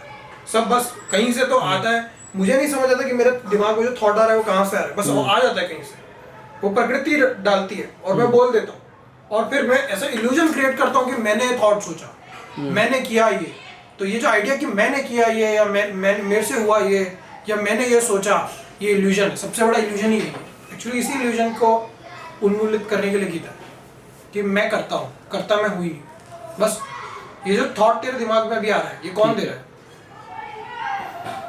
मेरे तो तू दे रहा है अभी सारे थॉट। नहीं, जो अभी जो जस्ट तेरे दिमाग में थॉट आया, मैं तो वो बोल रहा हूँ कि 5.24 पे आना। अब तो ये थॉट आया 5.24 पे आ, ये थॉट कहाँ से आया? ये जब मैंने बुक पढ़ा था, फिर अपन ने वो पढ़ने का थॉट कहाँ से आया तेरे दिमाग में? वो तूने ही डाला कि गीता पढ़ो, गीता पढ़ो। मेरे दिमाग में कहाँ से थॉट आया कि गीता पढ़ो? अब ये तू ही बता। मैं बता रहा हूँ ना, जैसे जैसे अभी तूने बोला कि अब ये तू ही बता। मेरे को लग रहा है कि ये ना तेरे मेरे को लग रहा है कि पास्ट लाइफ से कोडेड था। पास्ट लाइफ से कोडेड है। ये कौन डाल रहा है तेरे दिमाग में? ये करने के लिए कौन डाल रहा है तेरे दिमाग में? ये तो अभी सेंसेशन, ये तो अभी सेंसेशन है। कौन बुलवा रहा है तुझसे? ये देखने के लिए कौन तेरे को वो कर रहा है? हंसने के लिए कौन तेरे को ऑटोमेटिक हंसी कैसे आ रही है? यहाँ जो मुझे दिख रहा है कि ये तो जो सिचुएशन बन रही है, सिचुएशन, ये कौन बुलवा रहा है तुझसे? ये तो बात कौन खुजलवा रहा है तुझसे? ये तो मैं बोल खुजलवा रहा है तुझसे? ये तो मैं बोल रहा हूँ। तुझे दिख रहा है ये होते जा रहा है। ये बस एग्जैक्ट सेम चीज गीता बोल रही है कि ये प्रकृति करवा रही है तुझसे और तेरा अहंकार समझ रहा है कि तू कर रहा है। ये एग्जैक्ट सेम चीज गीता। अच्छा, मतलब अभी भी मेरा में अहंकार है। तुझे लग रहा है ना कि तू कर रहा है, यही है एग्जैक्टली। अगर तुझे लग रहा है कि तू कर रहा है तो अहंकार है। तो मतलब ये सब प्रकृति कर रही है। संस्कृत में टेक्निकल डेफिनेशन है, ये समझ ले। तो फिर मेरे कंट्रोल में क्या रहा? कुछ भी नहीं। एग्जैक्टली यही तो समझना है, यही तो गीता है, यही है गीता। एग्जैक्टली यही पॉइंट है कि तेरे कंट्रोल में एक्चुअली में कुछ भी नहीं है, बट तूने ऐसा इल्यूजन क्रिएट करके रखा है कि सब कुछ तेरे कंट्रोल। तो फिर भगवान उसको क्यों बोल रहे हैं कि तुम ऐसे क्यों छोड़ के जा रहे हो, तुम अभी सन्यासी क्यों बन रहे हो, ये क्यों बन रहे हो? तो वो भी बोल सकता है कि तो प्रकृति करवा रही है। एग्जैक्टली कहाँ? तो कैसे? वो भी तो बोल रहा मुझे नहीं लड़ना युद्ध, मुझे नहीं मारना अपने घर वालों को और इनको। Correct correct. तो अब प्रकृति के गुण होते हैं, तो वो बोल रहे हैं कि वो, अब हाँ ये थोड़ा डीप क्वेश्चन है तो इसका डीप आंसर होगा। तो प्रकृति के 3 गुण होते हैं जो कि कुछ भी करवाते हैं। एक होता है सत्व गुण, एक होता है रजस गुण और एक होता है तमस गुण। तो जो अर्जुन का गुण था, जो कि रो रहा था, जो कि छोड़ दिया सब कुछ, जो एकदम लेथार्जी स्टेट में चले गया, वो तामसिक गुण था। तो अगर उस तामसिक गुण में वो लंबे समय तक रहेगा तो फिर ये प्रकृति में नीचे की ऊर्ध्वं गच्छन्ति सत्वस्थो मध्ये तिष्ठति राजस जघन गुण वृत्तिस्थ अधो गच्छन्ति तामस। तो नंबर पहले बता। ये 17वें अध्याय का ये 14वें या 17वें अध्याय का श्लोक है। रुक मैं बताता हूँ क्या नंबर है, शायद 8वां श्लोक है या 9वां श्लोक है 14 अध्याय का। अपने को क्या रेफरेंस देते हुए चलना है क्योंकि रिकॉर्ड हो रहा है ना। Correct correct. ये 14वें अध्याय का 18वां श्लोक है। ऊर्ध्वं गच्छन्ति सत्वस्था मध्ये तिष्ठन्ति राजसा जगण गुण वृत्तिस्था ततो गच्छन्ति तामस। कि ऊपर जाते हैं तो अब अगर वो तामसिक माया में है तो वो माया नीचे लेके जाएगी उसको, इन द सेंस कि अब ऐसी माया लोड होगी जो उसको दुख देगी या मतलब और डीपर माया में लेके जाएगी। तो क्योंकि अब वो चाहता है कि उसकी माया ऊपर की लोड हो, बेसिकली उसको ये बात समझनी पड़ेगी कि पॉइंट ये नहीं है कि तू सिर्फ माया को देखते रहे और माया लोड होती रहे। पॉइंट ये है कि माया लोड होना बंद हो जाए, ये इल्यूजन लोड होना बंद हो जाए और सही चीज लोड हो फिर, जो कि असली भगवान है, जो असली तत्व है। और वो लोड करने के लिए सत्व गुण में रहना पड़ेगा। ये भगवान बोलते हैं कि असली में तो त्रैगुण्य, ये दूसरे अध्याय का 45वां श्लोक, त्रैगुण्य विषया वेदा निस्त्रैगुण्यो भवर्जुन निर्द्वंदो नित्य सत्वस्थो निर्योग क्षेम आत्मवान। मतलब त्रैगुण्य विषया वेद, कि तीनों गुणों के विषयों को जानो कि तीनों गुणों की प्रॉपर्टीज क्या है, कौन कहां पे लेके जाएगा। त्रैगुण्य विषया वेदा निस्त्रैगुण्यो भवर्जुन, तीनों गुणों के ऊपर निकल जाओ अर्जुन। पर अभी नहीं, अभी तुम माया में हो तो इसलिए निर्द्वंद हो। इसलिए अभी अगर तुमको ऊपर जाना है और निर्गुण होना है तो अभी निर्द्वंद होना पड़ेगा, नित्य सत्वस्थ हो, नित्य सत्व में रहना पड़ेगा। क्योंकि जैसे सिंपल मैं एग्जांपल लेता हूँ कि लेट अस से कि तुझे एयर फ्लाइट के थ्रू तुझे यूएसए जाना है, ठीक है। तो अब तू बोलेगा कि मैं यहाँ बैठे बैठे यूएसए चले जाऊँ, नहीं हो सकता। तुझे पहले यहाँ से एयरपोर्ट जाना पड़ेगा और फिर एयरपोर्ट से तुझे फ्लाइट मिलेगी यूएसए। वो भी शायद इंदौर के एयरपोर्ट से ना मिले, तुझे पहले इंदौर से बॉम्बे के एयरपोर्ट जाना पड़ेगा, फिर वहां से तुझे यूएसए की फ्लाइट मिलेगी। तो ऐसे ही कि ये सोचना कि मैं तामसिक गुण में रह के सीधे निर्गुण हो जाऊंगा, ये बेवकूफी है। पहले आपको सत्व गुण में आना पड़ेगा और फिर सत्व गुण से आप जंप मार सकते हो निर्गुण की। अच्छा, मतलब सत्व गुण तो इम्पोर्टेंट है ही किसी भी कंडीशन में। करेक्ट। तो इसलिए भगवान दूसरे अध्याय के 45वें श्लोक पे बोलते हैं कि नित्य सत्वस्थ हो, नित्य सत्व गुण में रहो अगर तुमको निर्गुण होना तो। निर्योग क्षेम आत्मवान, कि अपने योगक्षेम का वहन करना छोड़ दो। वो आगे भगवान बताएंगे। हाँ, तो 5.24 पे आप तो फटाफट क्या है। हाँ, तो ये अभी सब बता दिया कि पहले तो तेरा पर्सपेक्टिव सही करना पड़ेगा कि मैं करता हूँ ही नहीं, मैं कुछ भी नहीं करता, मैं पलक तक मैं नहीं झपकाता, सब कुछ प्रकृति करती है। ये बात क्लियर होनी चाहिए। फिर इसके आगे काफी सारी और भी भगवान चीजें बताते हैं टेक्निकल। एक्चुअली वो कर्म के लॉजिक पे चले जाते हैं कि ये जो कर्म का लॉजिक है। पर 5.24 पे तू एक बार 5.24 पढ़ और उसका आइसोलेटेड मीनिंग बता। अब इतने सारे एक्सप्लेनेशन जो तूने दिया फिर बाद में कनेक्ट कर, पहले तू वो 5.24 पे जा। तो एक्चुअली ना वो पहले तो ये ना पूरी माया की वर्किंग्स बता देते हैं कि ये जो माया है इसके अंदर जो कर्म होते हैं ना, ये भगवान नहीं देखते इनको, वो प्रकृति करते रहती है। कुछ कुछ उसमें भगवान टच नहीं करते हैं। और जो आत्मा है उसका गोल ये है कि वो भगवान तक पहुंचे। एक्चुअली माया बनाई इसलिए गई है कि वो आत्मा जो है वो ये समझे कि ये इल्यूजन है और फिर वो भगवान तक पहुंचे। अब उसके लिए क्योंकि माया में दुख है तो उसको सुख, बेसिकली कुछ भी कोई भी कुछ भी क्यों करता है, कुछ भी कोई क्यों करता है, सुख के लिए, आनंद के लिए इवेंचुअली। जैसे फॉर एग्जांपल इवन वो लोग भी होते हैं ना जो लोग बोलते हैं कि लाइफ का मतलब क्या है। हाँ, तो लेट अस से कि लाइफ का मतलब क्या है, किसी ने पूछा तुझसे तूने कुछ उसको आंसर दिया और उसने बोला नहीं ये तो गलत आंसर है, फिर से वो लाइफ का मीनिंग ढूंढेगा। फिर तूने कुछ आंसर दिया उसको, फिर उसने बोला नहीं ये गलत आंसर है, फिर से वो लाइफ का मीनिंग ढूंढेगा। फिर लेटेस्ट से उसको किसी और ने कुछ आंसर दिया, उसने बोला नहीं ये नहीं है, ये नहीं है, ये नहीं है, ये नहीं है, और किसी का एक आंसर उसको लगा हाँ ये सही आंसर है, तो उसको सेटिस्फेक्शन मिलेगा कि हाँ ये मैं सेटिस्फाई हो गया। तो असलियत में तो वो answer life, meaning of life के पीछे था ही नहीं, वो सेटिस्फेक्शन के पीछे था। समझा? उससे जो सेटिस्फेक्शन मिला उसके पीछे था, क्योंकि वो रुका कहाँ पे? सेटिस्फेक्शन पे। तो वो सेटिस्फेक्शन के पीछे, तो इसलिए कोई भी कुछ भी करता है, ऑल्दो वो शॉर्ट टर्म में ऐसा लग सकता है कि दुख मिल रहा है या मेहनत जरूरी है, जो भी हो रहा है, बट एंड में सब लोग आनंद के लिए ही सब कुछ करते हैं। हाँ, इवन कोई सैक्रिफाइस हाँ, तो सदगुरु ने ये बोला ना कि डू वांट मिजरी और ब्लिसफुलनेस, तो सब बोलते ब्लिसफुलनेस, और वो सही भी है। That is what life is, to be fully vibrant, to be fully on.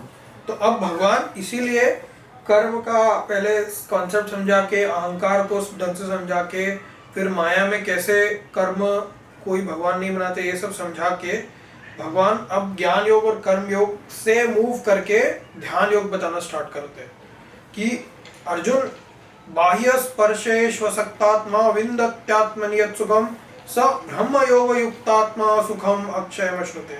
कि अगर तुमने माया के जो बाहर स्पर्शों से जो तुमको सुख मिल रहा है, इससे तुम असक्त हो गए, इनको छोड़ दिया तुमने, जो खाने से, पीने से, कुछ शॉपिंग करने से, स्पर्श से, इन सब चीज़ों से, जो लाइटिंग आने से, स्मेल से सुख मिल रहा है, इन सबको तुमने छोड़ दिया। बाहर से जो भी सुख मिल रहा है उनको बाह्य स्पर्शे व सक्तात्मा, उसको बिल्कुल छोड़ दिया।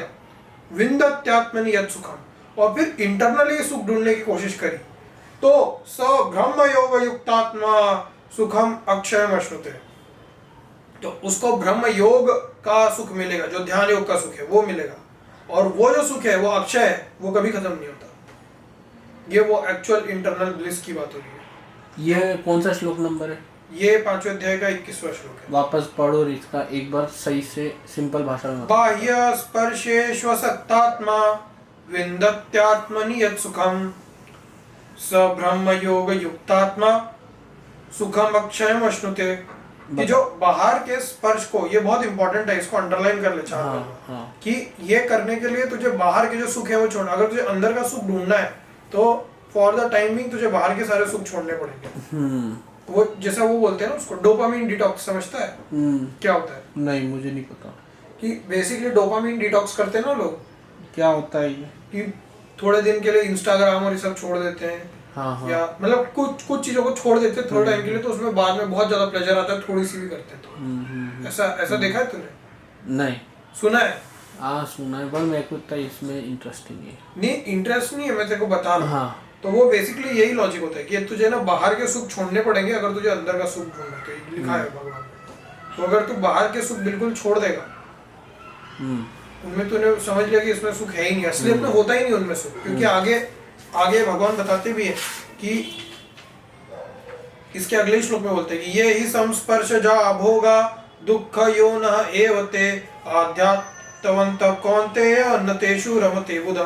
तो ये जितने भी स्पर्श से जनित भोग हैं, मतलब बेसिकली टच से, सीइंग से, मूविंग से, कहीं जाने से, मतलब माया से जितने भी जनित भोग हैं वो सारे एंड में दुख पे ही एंड होते हैं।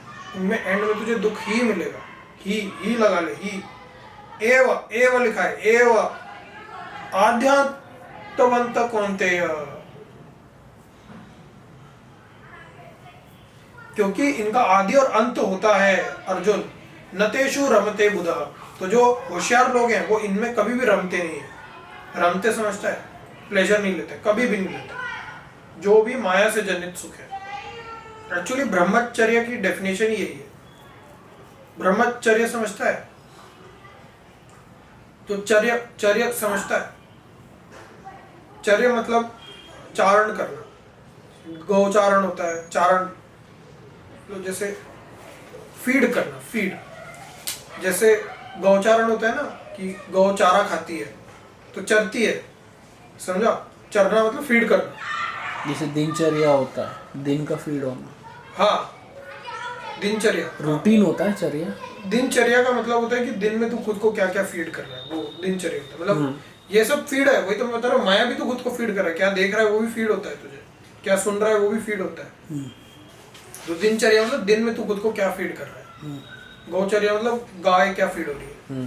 तो अभी इसी तरीके से तो मायाचर्या कर रहे हैं हम लोग, सब लोग, मतलब हम लोग सब माया से फीड हो रहे हैं और प्लेजर ले रहे हैं। और वो जो मायाचर्या है वो करना बंद करना है, तो ब्रह्मचर्य होगा। ब्रह्म मतलब ब्रह्म में प्लेजर लेना, वो आत्मा में प्लेजर लेना, वो भगवान में, परमात्मा में प्लेजर लेना। हाँ।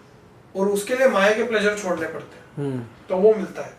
तो यही लिखा है इसमें कि ये ही संस्पर्श जा भोगा दुख यो न एवते आध्यात्मवंत कौनते नतेषु रमते बुधा। तो जो बेवकूफ लोग हैं वो माया में सुख लेते हैं, और जो होशियार लोग हैं वो ब्रह्म में सुख लेते हैं, जो अभी बोला। फिर ये अब आ गया 23वें श्लोक कि शक्नोति है वह सोढ़ुम प्राक शरीर विमोक्षणात् काम क्रोधोद्भवम वेगम स युक्त स सुखी नर। तो ये जो प्राक शरीर है, इससे काम और क्रोध का वेग जिसने छोड़ दिया, क्योंकि एक्चुअली ये क्या होता है ना कि दो ही कंपल्शंस होते हैं जो कि ये जो स्पर्श वाले भोग हैं जिनकी तरफ इंपेल करती है।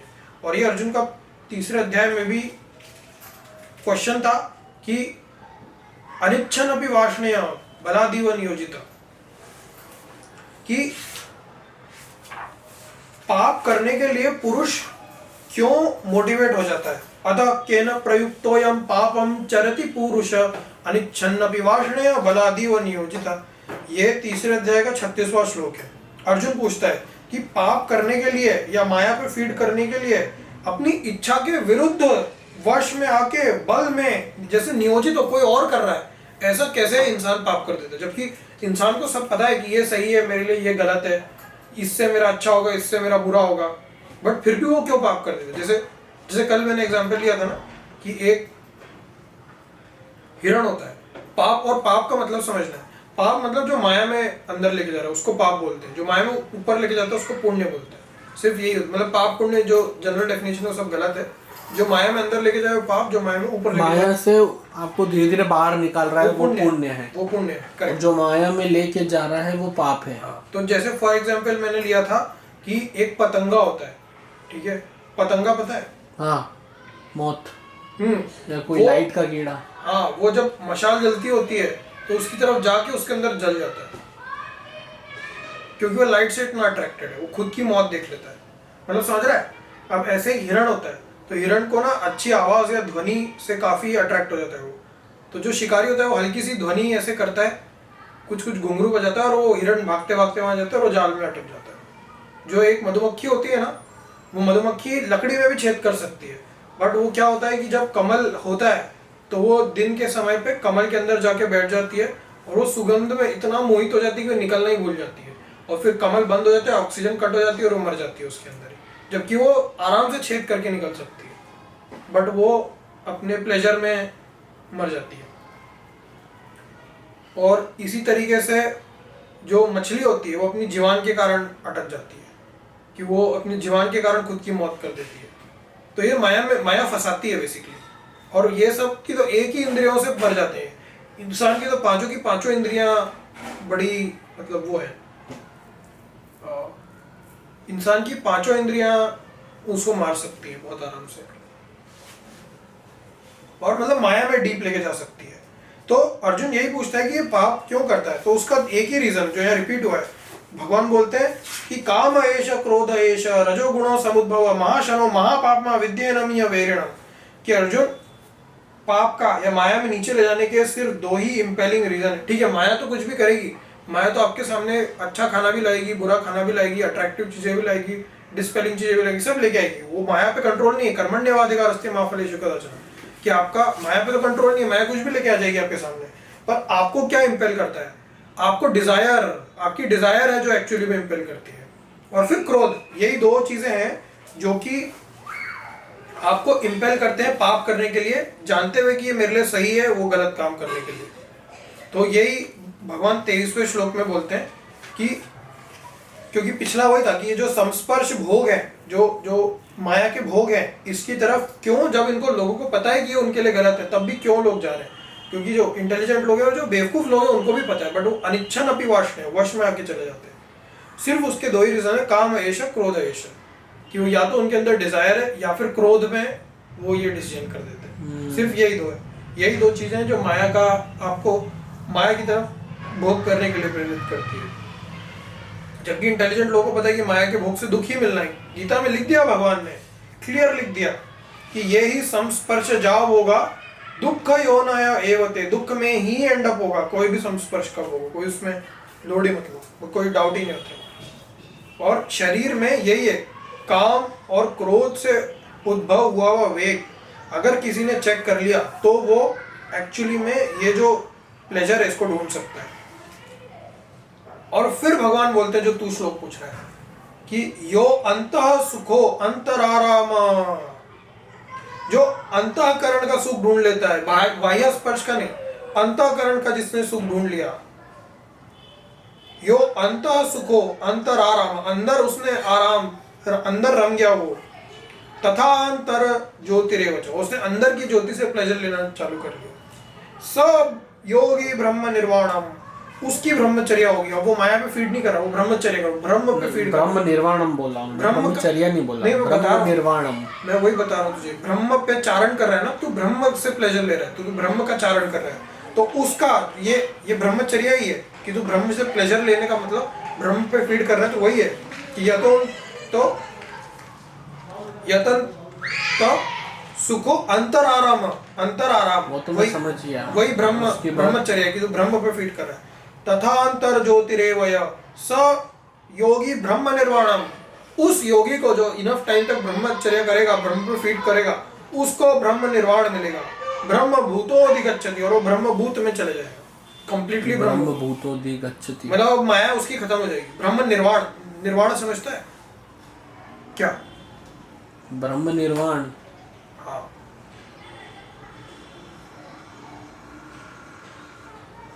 निर्वाण मतलब कि मोक्ष। हाँ मतलब वो भी मतलब होता है, बट वो तो गलत समझ रहा है, बिल्कुल गलत समझ रहा है। ब्रह्म निर्वाणम क्या मतलब है? पहले तो इसमें ब्रह्म समझना पड़ेगा। ब्रह्म मतलब क्या होता है? ब्रह्म ब्रह्मनी ब्रह्म, जब ये वर्ड यूज होता है ना, मेरे को आज तक ये समझ में, इससे मेरे को वो चार मुंह वाले ब्रह्मदेव दिखते हैं। वो ब्रह्म वो तो माया है, वो तो माया है। तो ब्रह्म का मतलब क्या है फिर? उनका नाम भी ब्रह्म क्यों पड़ गया? ब्रह्मा है वो, ब्रह्मा वो ब्रह्म ही तो है। ब्रह्मा तुम बोलते हो, तो ब्रह्मा, वो तो इंग्लिश में ए लग जाता है इसलिए आ हो जाता है। वो संस्कृत में ब्रह्मा है, ब्रह्मादेव थोड़ी बोलते, ब्रह्मदेव बोलते, ब्रह्मा बोलते हैं उसको। ब्रह्मदेव ब्रह्म ही है वो, ब्रह्म आ तो लग जाता है इंग्लिश की वजह से। अरे वो ब्रह्म नहीं है, वो ब्रह्मदेव है, वो मतलब वो ब्रह्म है, वो ब्रह्म, ठीक है ब्रह्मा है, ठीक है, वो नहीं है, वो ब्रह्म। तो ब्रह्म क्या होता है? ब्रह्म नहीं, ब्रह्म तो इल्यूजन होता है। हाँ। ब्रह्म हाँ क्या होता है? ब्रह्म क्या होता है? बोल तो सही तू बोल रहा है। ब्रह्म माँ नहीं, ब्रह्म, मैंने ब्रह्मा ही बोला। ब्रह्म ब्रह्म ब्रह्म ब्रह्म ब्रह्म ब्रह्म ब्रह्म बोल रहा है तो तेरा दिमाग वाइब्रेट हो रहा है। हाँ। ब्रह्म ब्रह्म ब्रह्म ब्रह्म ब्रह्म, मैं म बोलता हूँ तो म के बाद अ तो लगेगा ही ना। ब्रह्म ब्रह्म ब्रह्म ब्रह्म ब्रह्म ब्रह्म, वही तो बोल रहा हूँ। ब्रह्म ब्रह्म ब्रह्म, अरे वही तो बोला मैंने। माँ छोड़ दे। ब्रह्म राम, हाँ बोल राम। हाँ अब सही बोल। ब्रह्म हाँ यस, ये ब्रह्म, ये सही है। तो ये जो ब्रह्म है ये ही असली तत्व, यही इसको एक्चुअली सच्चिद आनंद या प्योर ब्लिस या आनंद भी बोलते हैं। तो ये ब्रह्म क्या है, यही अपन पूछ रहे हैं। आनंदो वेति, प्योर ब्लिस है, प्योर आनंद है, सिर्फ आनंद ही है। रसो वही सह, इट्स प्योर ब्लिस, बस और कुछ भी नहीं है, यही है उसकी। यही भगवत प्राप्ति भी है, हाँ तो अब यही कृष्ण कॉन्शियसनेस भी है। नहीं, तो इसमें डिफरेंस है थोड़ा।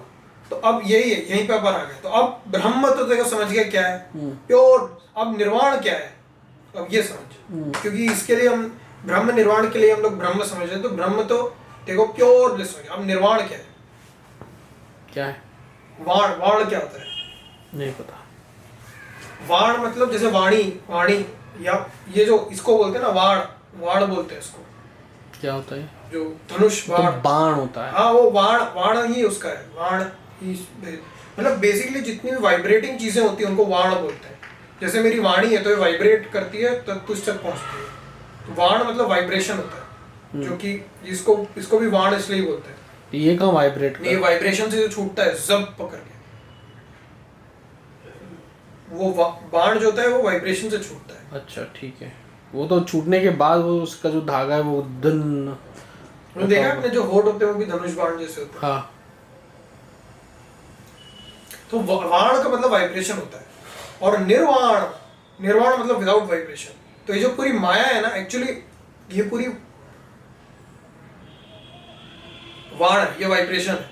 इसमें कुछ भी मतलब आता है जाता है, पूरा एक जिसको बोलते हैं ना स्ट्रिंग थ्योरी, जो फील्ड है, ये पूरी वाइब्रेटिंग फील्ड है क्वांटम पार्टिकल्स की बेसिकली, जो कि वाण है। मतलब ये सब कुछ तुझे पता है ना कि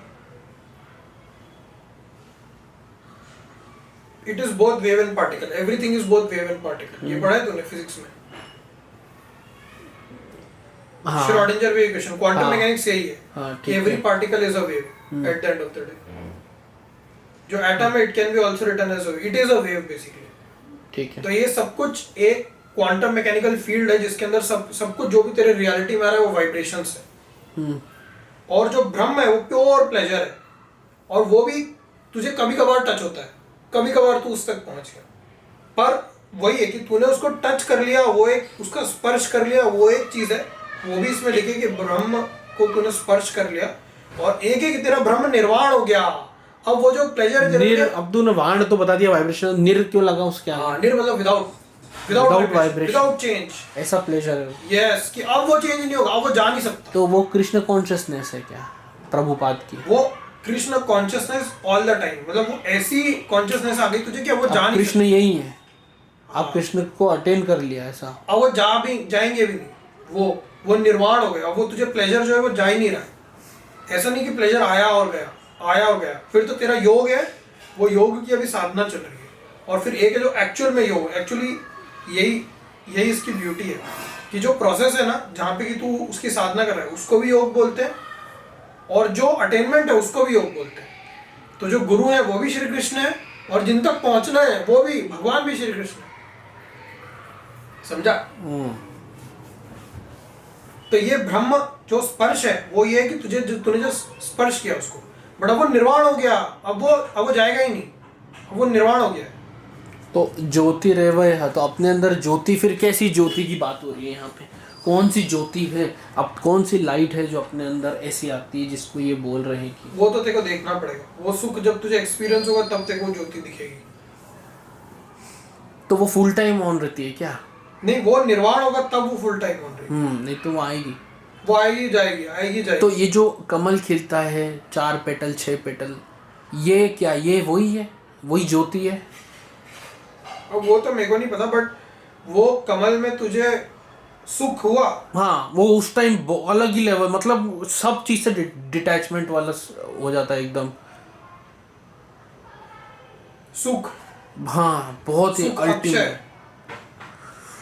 हाँ, तो वही है कि अगर वो ज्योति हो सकती है, वो हो, क्या पता। तो मेरे को तो ऐसा लगता है ये जो ज्योति की बात कर रहे हैं, क्योंकि मेरा एक्सपीरियंस अभी वहीं तक का है, पर तो शायद ये उस ज्योति की एक बार बात कर तुझे ब्रह्म निर्वाण मिल जाएगा, वो विदाउट एनी डेविएशन, या जो जाएगा नहीं। तो वो वाइल आई एम लिविंग उसमें, या फिर मान लो मैंने उतने भजन कर लिया तो मृत्यु के बाद कोई वो जो भी मिले अच्छा कुछ कृष्ण हाँ। से रिलेटेड, तो वहाँ पे वो होगा ब्रह्म निर्वाण। ब्रह्म निर्वाण हो जाएगा तेरा। नहीं तो वो while living in this body या फिर आफ्टर एग्जिटिंग दिस बॉडी, वो फर्क नहीं पड़ता, वो असलियत में तो तेरे को रियलाइज हो जाएगा कि उनमें कोई फर्क ही नहीं है दोनों में। नहीं बहुत फर्क है। जब आप इस बॉडी में हैं तो आप एक, हाँ ठीक है, आप इल्यूजन में, माया में। आप माया में हो, लेकिन मैं ये बात करूँ जो कि कोशिश कर रहा है उससे परे होने की, तो आप एक डिसर्निंग माइंड होता है इसमें आपके पास, उसमें आपके पास डिसर्निंग माइंड नहीं होता ना। उस स्टेट में डिसर्निंग माइंड नहीं होता, डिसर्निंग माइंड इस बॉडी में होता है, इसलिए तो आप यहाँ पे अपने कर्म काट के गीता पढ़ के सब करके निकल सकते हो। अब वहाँ अगर आप, यहाँ पे सिर्फ इल्यूजन है, यहाँ पे सिर्फ माया है। और माया से ही माया को काटा जा सकता है ना। आत्मा से माया को काटते हैं। नहीं, तू जो गीता पढ़ पाया है क्योंकि वो फिजिकली एक बुक आई हाथ में, तो इसलिए ना, वो तो माया ही है जो फिजिकल बुक है तेरे हाथ में। वो तो माया है, हाँ, तो माया से ही तूने उस ज्ञान को लिया। वो आत्मा से लिया, माया के थ्रू लिया। हाँ, माया के थ्रू लिया, वही आत्मा से नहीं लिया वो ज्ञान, वो अभी धीरे धीरे वो- मैच्योर हो रहा है। वो शाश्वती में स्टोर था, वो तो वो तो मैंने तुझे बताया ना उस दिन शाश्वती 6 में chapter। स्टोर था ना, वो वो लास्ट restore हुआ है। पिछले लाइफ टाइम से स्टोर था, इसलिए तेरे को इतनी जल्दी क्लिक हुआ और तेरे को इस तरीके से क्लिक हुआ, हाँ, क्योंकि तेरे जो गुरु है वो पिछले लाइफ टाइम्स में रह चुके हैं। अब तेरे को फिर उनको फॉलो, क्योंकि तू अगर डीपर मेडिटेशन में जाएगा तो तेरे को वो गुरु भी दर्शन देंगे आगे। सदगुरु के साथ यही हुआ, उनके 3 लाइफ टाइम पुराने गुरु उनको दिखे। हो सकता है। अब वो तो मैं उन सब चीजों में लेकिन इतना जब तेरे को गुरु दिखेंगे तब तू बिल्कुल ही बदल जाएगा। गुरु में क्योंकि एक तो ना गुरु मल्टीपल हो सकते हैं, गुरु एक ही हो ऐसा कहीं पे भी गीता में लिखा हाँ, है। मैं ऐसा नहीं मानता, मैं खुद मानता अर्जुन हूँ ना, खुद अलग बोलता है अलग। कि गुरु को प्लूरल में यूज करते हैं, गुरु न, हाँ, क्या गुरु न क्या, गुरु न हत्वा, कि वो भीष्म और द्रोण दोनों मेरे गुरु हैं, वो ऐसे बोलता है। हाँ, और श्री कृष्ण तीसरे गुरु बना लेता है ऐसा। तो गुरु कितने भी हो सकते हैं, जिससे जो तू कोई टॉपिक सीख रहा है वो गुरु है तेरे उस। नहीं बिल्कुल, तो क्यों नहीं? ये क्योंकि मेरे अभी तक के अंडरस्टैंडिंग में ये था कि जो इस तरह की चीज़ें, जैसे भले ही उसको वेपन चलाना सिखाया या जो भी सिखाया है, आपको कंप्यूटर चलाना सिखाया, ABCD सिखा रहा है, मैथ सिखा रहा है, वो शिक्षक हुआ, वो मटेरियलिस्टिक चीज़ों में है अभी भी। लेकिन जो आपको आध्यात्मिक चीज़ें बताए, जो आप, द्रोण ने उसको क्या वो आध्यात्मिक चीजें गुरु सिखाई होता क्या? है जो ये रिस्पॉन्सिबिलिटी अरे ले कि अगर आप गीता मेरा में दिया हुआ मुझे मंत्र बताओ, वो सब या मेरी दी हुई प्रैक्टिस या मेरी दी हुई जो भी योगिक प्रैक्टिस हो गई, मंत्र हो गया, अगर आप उसकी रेगुलर प्रैक्टिस करते हो तो गुरु वो होता है जो फिर वो गारंटी लेता है कि आपके मृत्यु के बाद आपको भगवान के धाम में लेके जाऊंगा। वो गुरु होता है क्योंकि वो पूरी लिनियज चलती है, वो सीधे भगवान से कनेक्टेड लिनियज बेवकूफ होती है। बनाने के लिए गुरुओं ने अपना इंडिया में बिजनेस चलाने के लिए उल्लू बनाया लोगों को। गीता में ये नहीं लिखा है। गीता में इवन जब वो वाला श्लोक है, एक श्लोक है जो गुरु के ऊपर है। पहले तो गुरु मैंने बता दिया कि तो भगवान ही खुद गुरु मैं तुझे बनाओ 3 ना। पॉइंट देता हूँ। देख, पहला तो गुरु भीष्म और द्रोण दोनों उसको आध्यात्मिक ज्ञान नहीं दे रहे हैं। एक शस्त्र विद्या दे रहा है और एक ने उनको राज विद्या दी है, तो वो दोनों लोग ने ब्रह्म विद्या नहीं दी है, वो भी उसके गुरु हैं। समझा? तो ये तेरा पहला इल्यूजन कट गया कि जो आध्यात्मिक विद्या दे वही गुरु है। नहीं, जो तुझे नॉर्मल एजुकेशन भी दे रहा है, किसी स्किल की भी एजुकेशन दे रहा है, वो भी गुरु है। Point number 1। पॉइंट नंबर 2, ये कि गुरु एक ही होना चाहिए, ये इंडिया के गुरुओं ने अपना बिजनेस चलाने के लिए कि लोग साइड वाली दुकान पे ना जाएं, वहाँ चढ़ावा नहीं लगाने लग जाए, इसलिए उन्होंने ऐसा बेवकूफ़ बनाया इंडिया की पब्लिक को कि गुरु एक ही होता है और उसी को शरण देना चाहिए। और ये वो, क्योंकि जो ये वाला श्लोक है, जो 4थे अध्याय का 34 श्लोक है, उसमें भी क्लियरली लिखा है कि ज्ञानी नह तत्वदर्शी नह, कि दो मल्टीपल हो सकते हैं, ऐसे कोई एक होगा, ऐसा कोई वो नहीं है। ज्ञानी नह तत्वदर्शी नह सीयर्स। देखो, ये तो खुद ही इसने लिख दिया, ये प्रभुपाद ने खुद ने लिख दिया सीयर्स लिख दिया, क्योंकि ये है 4.34 प्लूरल है वो 4.34 वो सिंगुलर नहीं है। मैं तो गीता की ग्रामर पे जाता हूँ, गीता मजाक की किताब नहीं है। हाँ, 4.34 कोई बिल्कुल मजाक की किताब नहीं है गीता के साथ वो लोग, ये सब लोग खुद गीता को मानते हैं और गीता को मजाक बनाते हैं कि गुरु एक से ज्यादा हो सकते हैं। ये भी प्रूव हो गया, गीता से प्रूव। तो सीयर्स है, उसने गुरुज नहीं बोला, उसने सीयर्स बोला। अरे वही है ना, तत्विधि प्रणिपाते न परिप्रश्नेन सेवया यही तू किसी भी इस्कॉन वाले के पास जा, गुरु का कौन सा श्लोक है यही बताएंगे तुझे। उपदेक्षन्ति ते ज्ञानम ज्ञानी नः तत्वदर्शी नः, कि ज्ञानी ही मतलब प्लूरल में और तत्वदर्शी प्लूरल में, वो ज्ञानी और तत्वदर्शी तुझे बताएंगे ऐसा। उपदेक्षन्ति, शंति देखो यहाँ पे प्लूरल है, उपदेक्षन्ति लिखा है, दे विल, देखो उपदेक्षन्ति को भी इसने किया होगा, दे विल, देख इधर भी इन्होंने लिखा है उपदेक्षन्ति लिखा है, ये न जो होता है ना ये प्लूरल होता है। उपदेक्षन्ति मतलब दे विल इनिशिएट, समझा? तो एक से ज्यादा भी गुरु हो सकते हैं, ये बात तेरे को समझ गई? तो ये जो पूरा आइडिया है कि गुरु एक ही होगा और कुछ नहीं हो सकता और ये हो सकता है, वो गलत है गीता के हिसाब से, और मेरे हिसाब से वो इसलिए बनाया गया है ताकि ये साधु लोग अपना बिजनेस चला सके, ताकि लोग दूसरे की दुकान पे ना जाए, समझे? इसलिए उन्होंने बनाया। और जो तीसरा पॉइंट है जो तू ये बता रहा है ना कि वो गुरु तेरे को वहां से भगवान के धाम लेगा, ये सबसे बेवकूफ अमाउंट ऑफ मार्केटिंग उन लोग ने करी है ताकि वो ये लोगों को बेवकूफ बना सके, क्योंकि मरने के बाद किसी को कुछ पता नहीं क्या होगा ये होगा। तो ये जो झूठ बोलते हैं ये सब नहीं पता, इसलिए तो गुरु के पास जाते हैं क्योंकि उनको टेक्नोलॉजी पता है, उनके पास कहीं पे भी नहीं है कि कोई और तेरे को लेके जा सकता है। गीता भाई, गीता बेवकूफ नहीं बनाती है, गीता जो बताती है वो बताती है, जो नहीं बताती वो। पर तेरे को नहीं लगता जो गीता का ज्ञान दिया है अर्जुन को, वो अर्जुन को अर्जुन के हिसाब से दिया है, जैसा वो था ज्ञान दिया है, वो एंड में कंक्लूजन में भी भगवान ने बोला है कि जो ये ज्ञान पढ़ेगा वो भक्ति योग कर रहा है, वो ज्ञान योग से मेरी भक्ति कर रहा है, ऐसा लिखा है। देखो ज्ञान योग से भक्ति कर और भक्ति योग से भक्ति कैसी होती है? ये ज्ञान योग भक्ति योग है, वो भी बाद में तेरे को समझेगा, मैं बताया ना योग एक ही है। ठीक है, देख ये भी लिखा है भगवान ने। तो ये किस, अब ये तेरा क्वेश्चन ये सिर्फ अर्जुन के लिए, बाकी लोगों के लिए नहीं है, ये देखिए मैं बताता हूँ। राधा वल्लभ ये लिखा अध्येशेते, नंबर पहले बताते हैं, ये है 18वें अध्याय का 17वां श्लोक। अध्येशे च य इमं धर्म्यं संवादम आवयो ज्ञान यज्ञेन ते निष्ठम इष्ट स्यामिति मेमति।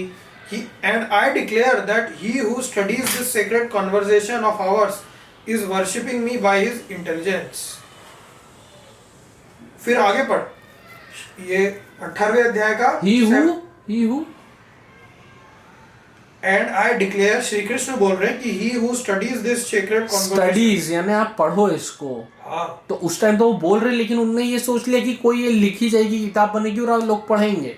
अध्येश का समझता है मतलब जो सीखता है इससे, तो अध्याय स्टडी मतलब आप सीखो, अध्ययन करता है। आप ये नहीं बोल रहे हो कि आप उसको पढ़ के पढ़ो या किसी से सुन के सीखो, पढ़ के सीखो या ये भी आगे बोल दिया, क्या सुन के सीखो या पढ़ के सीखो? 18वें अध्याय, क्योंकि तू पहले बोलता था कि ये सुनने की चीज है, क्योंकि अर्जुन को भी सुनाई गई थी। मैं वही तुझे बता रहा हूँ, आगे तो बताने थे मेरे को।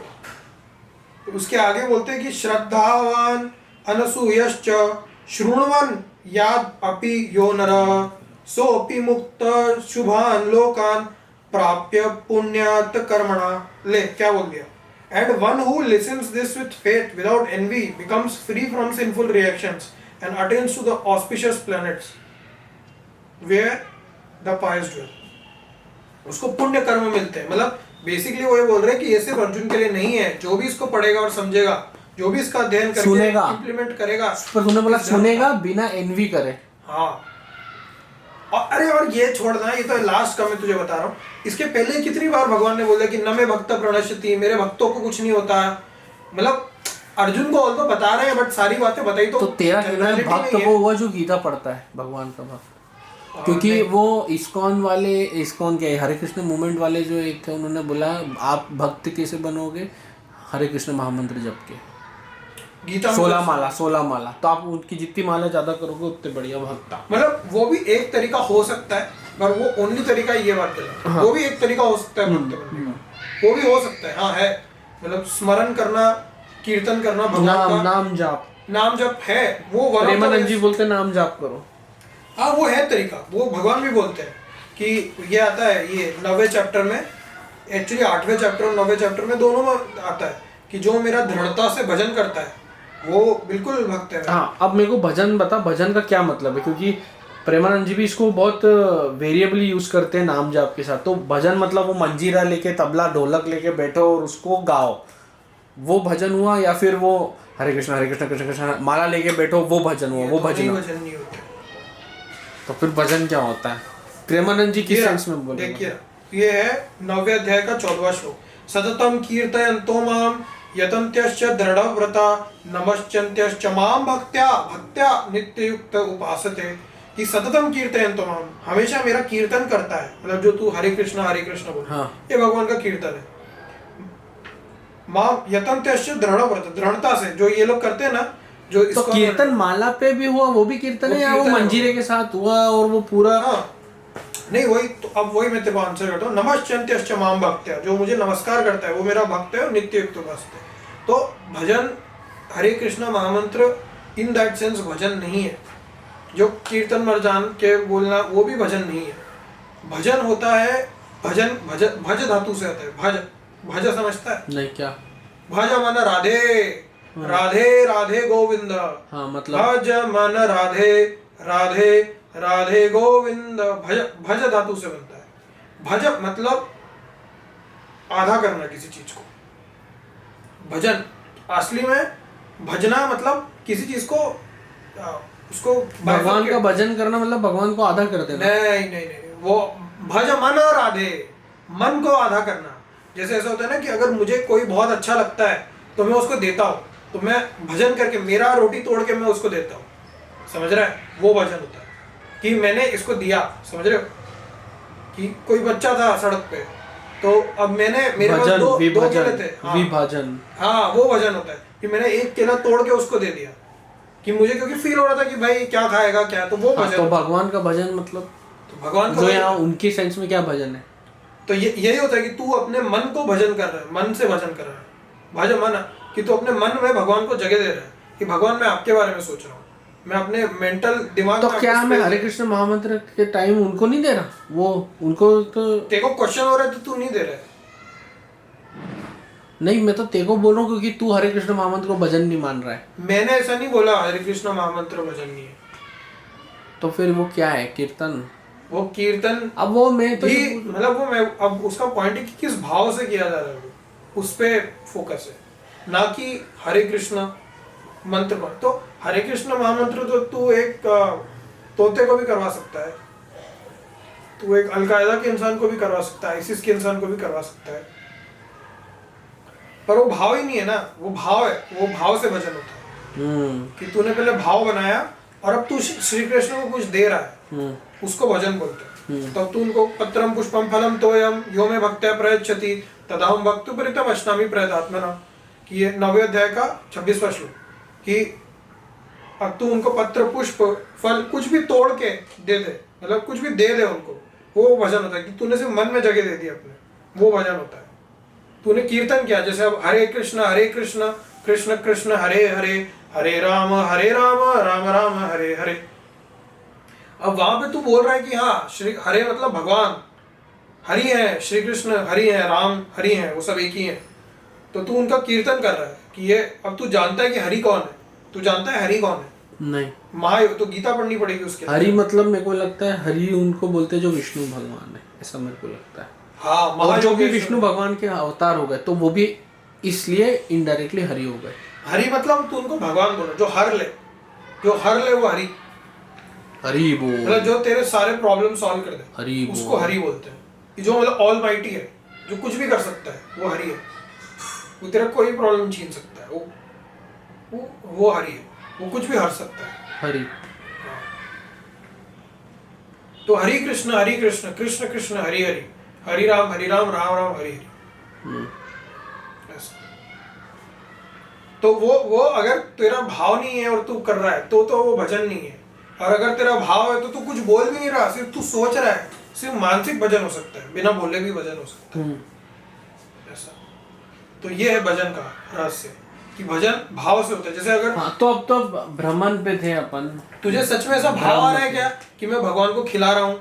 जैसे तू किसी एक इंसान को, एक कुत्ते को रोटी खिलाता, तो तेरे को क्या भाव आएगा? क्यों तू कुत्ते को रोटी खिला रहा है? तेरे को कुछ भाव आया ना। मैं तो मेरा कर्तव्य सोच के कर देता हूँ, मैं भाव मेरे को ज्यादा आता नहीं है।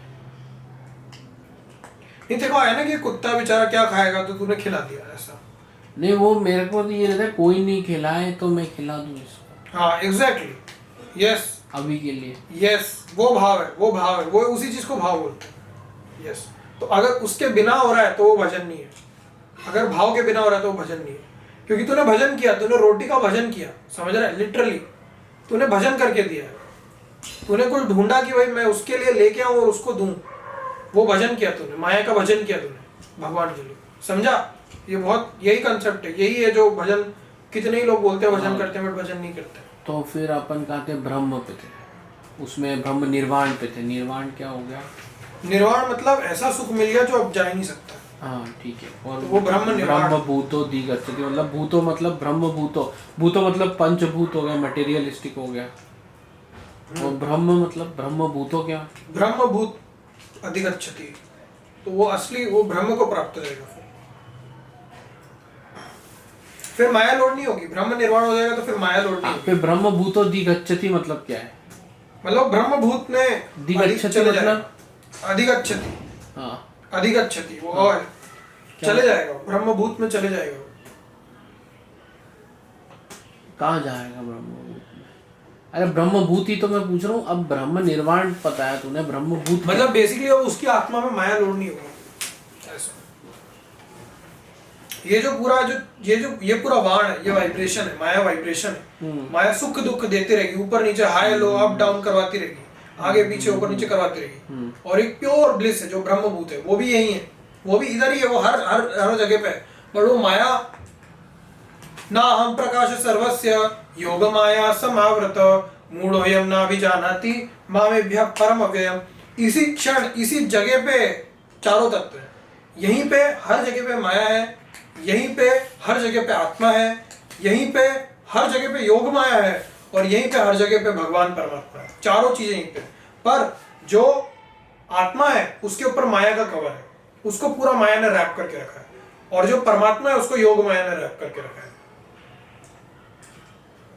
तो ये श्लोक बोल रहा है वो अंदर से जो एनलाइटेंड है, जो वही उसके पास, जिसके पास अल्टीमेट ब्लिस है, ब्रह्म निर्वाण। तो अभी ऐसा बोल रहे हैं कि कुछ समय के लिए जब माया गिरती है, जब माया हट जाती है और सिर्फ आनंद या ब्रह्मभूत टच होता है, अगर वैसा तूने एकदम सॉलिड योग किया, जो योग की परम गति प्राप्त कर ली, तो फिर माया हमेशा के लिए ऐसे हट जाएगी कि तू उस ब्रह्म तत्व परापर तत्व भगवान में मिल जाएगा, और फिर तू आ नहीं सकता, फिर तू वापस से योग माया और माया के पर्दे नहीं बन सकता ऐसा। क्योंकि अगर तूने सिर्फ टच किया आत्मा को और वापस आ गया तो वापस माया जकड़ लेगी ऐसा।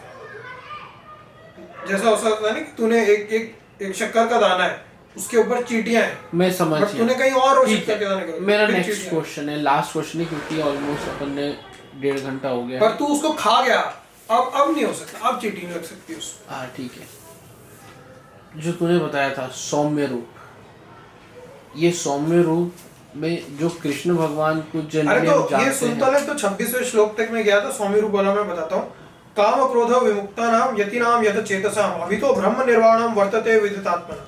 तो एक बार ब्रह्म, ये काम और क्रोध जब छूटेगा तो तू बाह्य स्पर्श माया के सुखों के पीछे नहीं जाएगा, तू ब्रह्म के सुख के पीछे जाएगा, और फिर जाके तुझे ब्रह्म निर्वाण मिलेगा। और इसको करने के लिए जिसको, जो अब तू सद्गुरु कर रहा था ना, तो अब ये सद्गुरु वाला श्लोक आ गया है कि स्पर्शन कृत्वा बहिर्बाह्यान, जितने भी बाहर की चीजें उनको छोड़ के, चक्षुश्चैरांतरे भ्रुवो, चक्षुओं को यहाँ पे डालो, जिसको वो सांभवी महामुद्रा बोलते हैं, ये उन्होंने गीता से उठाया है। प्राणपान समोकृत्वा नासाभ्यंतर चारिणो, इससे ब्रह्म योग होगा, ये भगवान बोल रहे हैं। यत्तेन्द्रिय ग्राम मनोबुद्धिर मुनिर मोक्ष परायण विगते इच्छा भय क्रोध स यह सदा मुक्त एव स। बट पर वही है ना, जो एक पॉइंट जो सद्गुरु ने नहीं बताया, वो ऑल्दो तुझे मतलब ब्रह्म से टच करवा सकता है, तुझे वो प्लेजर फील करवा सकता है, पर वो तुझे ब्रह्म निर्वाण नहीं करवा सकता। क्यों? दो रीजन है, दो श्लोक है। एक तो 7वें अध्याय का 14वां श्लोक, दैवी हेषाम गुणमयी मम माया दुरत्यया मामेव ये प्रपद्यन्ते मायामिताम तरन्ति ते, कि सिर्फ और सिर्फ जो मुझे पूरी तरीके से सरेंडर करेगा, माम एव ये प्रपद्यन्ते मायामिताम तरन्ति ते, कर्म योग, ज्ञान योग, ध्यान योग, इससे क्षणिक माया चली जाएगी, क्षणिक ब्रह्मभूत भी फील हो जाएगा, बट परमानेंटली नहीं जाएगी। और ये इसके जस्ट ये जो स्पर्श जो ये है ना, जिसको वो सांभवी महामुद्रा बोलते हैं, हाँ। वो गीता के 26-27वें 5वें अध्याय के 27वें और 28वें श्लोक में समझाई गई है। पर वो सिर्फ तुझे माया से थोड़ा बहुत हटाएगी, वो पूरी तरीके से नहीं हटाएगी। अगर उसको कंप्लीट करना है तो एक्चुअली मुझे बहुत बार ये समझ नहीं आता था जब मैं बचपन में मतलब बहुत पहले गीता पढ़ता था, ये 29वां श्लोक भगवान ने क्यों दिया है कि ये तो सांभवी महामुद्रा। एक्चुअली ये पूरा सदगुरु वाले के थ्रू मैं भी जा चुका हूँ, बट वो सदगुरु is just a starting point, it is not the point. तूने इनर इंजीनियरिंग करी? नहीं, मैं तुझे बता रहा हूँ। तो अब उसमें जो मेन पॉइंट है ना, जो ये 29वां श्लोक है कि भोक्तारम यज्ञ तपसाम सर्वलोक महेश्वरम सूर्यदम सर्वभूतानाम ज्ञात्वा माम शांतिरिच्छति। कि एंड का जो ब्रह्म निर्वाण का सुख है, जो अक्षय सुख है, जो निर्वाण का सुख है, वो तभी मिलेगा जब भोक्तारम यज्ञ तपसाम सर्वलोक महेश्वरम सूर्यदम सर्वभूतानाम ज्ञात्वा माम, जो श्री कृष्ण को जानता है, जो श्री कृष्ण को इन सब चीजों का एंड गोल जानता है, उसी को निर्वाण मिलेगा। समझा? तो दैवी ऐशाम गुणमयी मम माया दुरत्य। तुम कितना भी कर्म योग ज्ञान योग इसके थ्रू कर लो, ध्यान योग के थ्रू माया को पार करने की कोशिश करो, माया फिर लगेगी, फिर माया लगेगी, फिर माया लगेगी। दुरत्य है, वो हो ही नहीं सकती पार। माम एव ये प्रपद्यन्ते, सिर्फ और सिर्फ श्री कृष्ण की शरण में जाने से ही माम एव ये प्रपद्यन्ते माया में ताम तरंती थे। माया से तैर पाओगे, माया से बाहर निकल पाओगे। ये कंक्लूजन। अब बता सौम्य रूप का तो क्या पूछा। तो इसलिए 29वां श्लोक भी बहुत इंपॉर्टेंट है, क्योंकि ये 27वें 28 में तो ब्रह्म का तरीका वही है, वो चक्षु आंतरे भ्रुवो, उधर यहाँ पे फोकस करना। प्राणपान समो कृत्वा यत्तेन्द्रिय मनोबुद्धिर मुनिर मोक्ष परायण। ठीक है, मैं फटाफट पढ़ा, तू मेरे को बता। जो सौम्य रूप है, तो जो कृष्ण भगवान का अभी तक हम देखते आए, भले ही वो जब तक इस धरती पे रहे तो उनका जो कॉम्प्लेक्शन था वो डार्क कॉम्प्लेक्शन था। जो सौम्य रूप है वो वाइट कलर का है या डार्क कलर का है? डार्क ही है। देखा तूने? हाँ। अरे किसी मूर्ति में या फिर मेडिटेशन में, या जो उन्होंने दर्शन दिया वैसे में? दोनों में। मैं तुझे बताया था, कल ही बता दिया वो तो। नहीं, देख, श्री कृष्ण के 4 रूप है। कौन से 4 रूप है? अरे उनके तो बहुत सारे रूप हैं। हाँ, बट प्राइमरी 4 रूप है। हाँ, कौन से 4 हैं? एक, हालांकि चलो वैसे तो एक्सटेंडेड तो बहुत है, बट मेन एक वो है जिसको बाल कृष्ण बोलते हैं। हाँ, बाल कृष्ण, जो कि गोकुल में थे। गोकुल। फिर एक सेकंड है जो वृंदावन वाले कृष्ण है, वहाँ पे अलग अलग असुरों को हराया। हाँ। फिर एक कृष्ण जो मथुरा वाले कृष्ण है, मथुरा के राजा कृष्ण। मथुरा के राजा कहाँ थे वो? मथुरा के राजा बन जाते हैं ना वो, मतलब जो नहीं। फिर जरासंध से लड़ाई करते हैं। और फिर एक है जो द्वारका के राजा कृष्ण। ये 4 कृष्ण। तो फिर एक कंस को मारते हैं। महाभारत वाले 5वें है ना? हाँ, वो द्वारका वाले श्री कृष्ण। नहीं, द्वारका में द्वारका वाले थे, महाभारत कुरुक्षेत्र वाले अलग वो है। द्वारका वाले ही, वो द्वारका से ही आते हैं, फिर द्वारका जाते हैं वापस। महाभारत पढ़ तू। द्वारका से आते और जाते तो वो द्वारका वाले होते थे, लेकिन जब यहाँ रहते तो यहाँ वो एक अलग लीला खेलते हैं। हाँ, द्वारका वाले अलग है, वही महाभारत वाले वो कुरुक्षेत्र वाले। तो ये जो श्री कृष्ण है, ये वाले, ये द्वारका वाले श्री कृष्ण वही है, वो एक ही है, वो एक ही है। वो द्वारका वाले श्री कृष्ण को कुरुक्षेत्र वाला श्री कृष्ण बोलते हैं, जहाँ श्री कृष्ण राजा रोल पॉलिटिशियन। तो ये 4 मेन श्री कृष्ण है। हालांकि तो जैसे गीता में पता चलता है कि चतुर्भुज रूप भी दिखाते हैं, वो देवकी को भी चतुर्भुज रूप दिखाते हैं, तो वो भी एक रूप है श्री कृष्ण का। और विश्व रूप भी दिखाते हैं इसमें, तो वो भी रूप है श्री कृष्ण का। बट ये वो एक्सटेंडेड रूप हो गए, वो विष्णु रूप हो गया और विश्व रूप हो गया। तो बट ये 4 तो श्री कृष्ण के ही रूप है। अब इन 4 में भी जो सौम्य रूप है वो वृंदावन वाला रूप है। तो वो तो 14 साल तक की उम्र तक की। यस, वही है। तो और उसमें के बाद बांसुरी भी रहती है। वृंदावन में भी जो निधिवन के अंदर वाला रूप है, और निधिवन में भी जो कुंज के अंदर वाला रूप है, और जो कुंज में भी जो निकुंज के अंदर वाला रूप है, वो श्री कृष्ण का रासलीला वाला जो रूप है, वो सौम्य, वो highest of highest of highest है। उसमें उनके पास बांसुरी रहती है। माया में रस अवेलेबल नहीं है। हाँ, हाँ, बांसुरी रहती है। वो सौम्य रूप है, उसमें हाईएस्ट रस है। हालांकि ये सब सेम ही है, ये चारों श्री नहीं, पर कृष्ण इसका सेम है। रिप्रेजेंटेशन कहाँ है? तू मेरे को दिखा सकता? मैंने तेरे को भेजा भी होगा कभी। नहीं भेजा तूने, तो मेरे को बस वो एक फोटो भेजी थी। वही है, उसमें तो ना बांसुरी, उसमें तो बस इतना सा चेहरा है। बांसुरी देखी नहीं तूने? है, देख ध्यान से, तूने ध्यान ही नहीं दिया।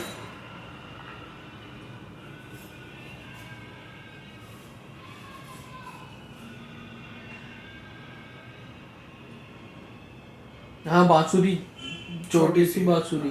यस ये सौम्य रूप है। यस देखो इसी के दर्शन हुए। यस। पर ये तो गोरे हैं। गोरे कहाँ है? अरे ये तो बहुत फेडेड, इतना लाइट ब्लू है ये तो।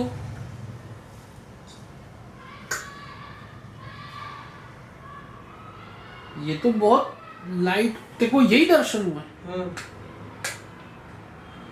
इसी कॉम्प्लेक्शन में। क्या बात कर रहा है?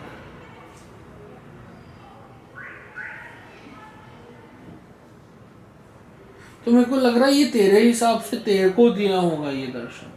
हो सकता है, पॉसिबल है ना।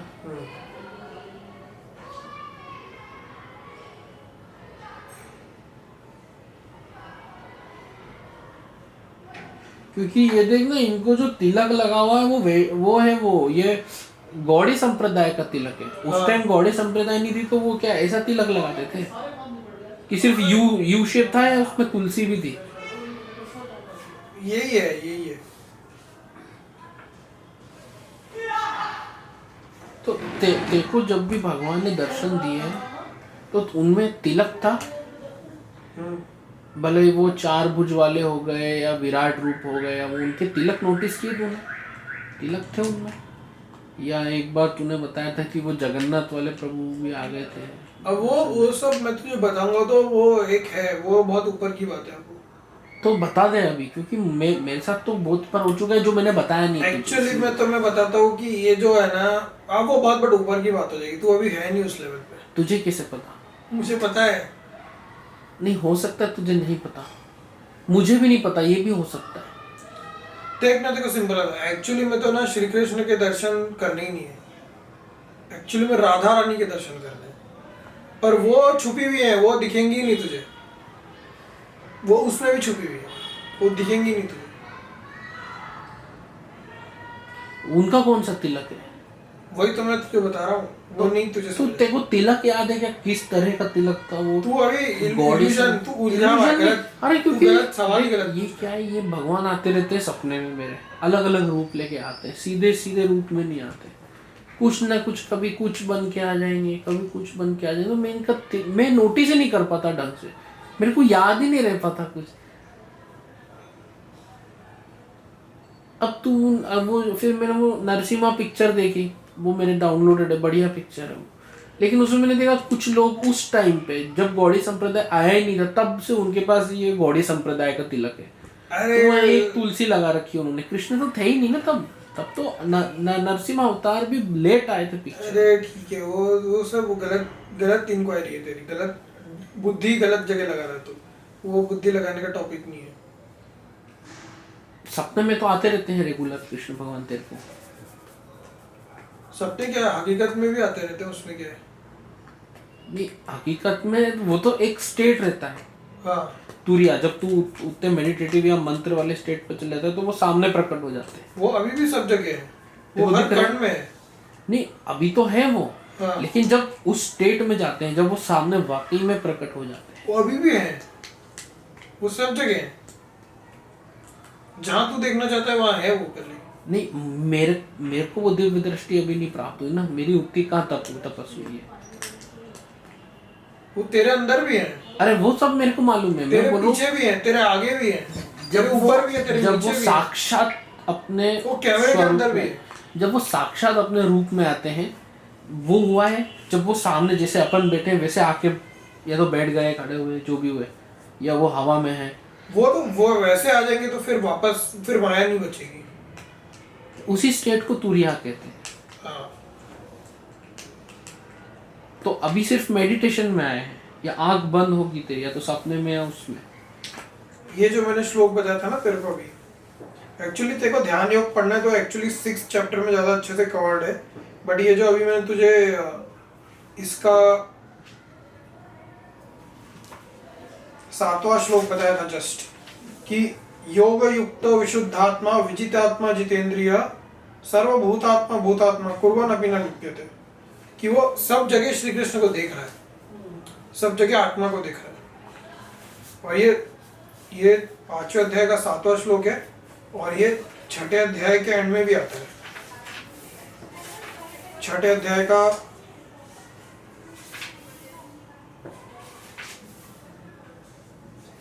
30वां श्लोक कि यो माम पश्यति सर्वत्र, जो सब जगह मुझे देखता है, यो माम पश्यति सर्वत्र सर्वम च मयि पश्यति तस्या हम न प्रणश्यामि सच में न प्रणश्यति, जो मुझे सब जगह देखता है और सब में सर्वम सब में मुझे ही देखता है, तस्या हम न प्रणश्यामि, उसके लिए मैं कभी जाता नहीं हूँ, सच न में प्रणश्यति, और ना वो मेरे लिए कभी जाता है।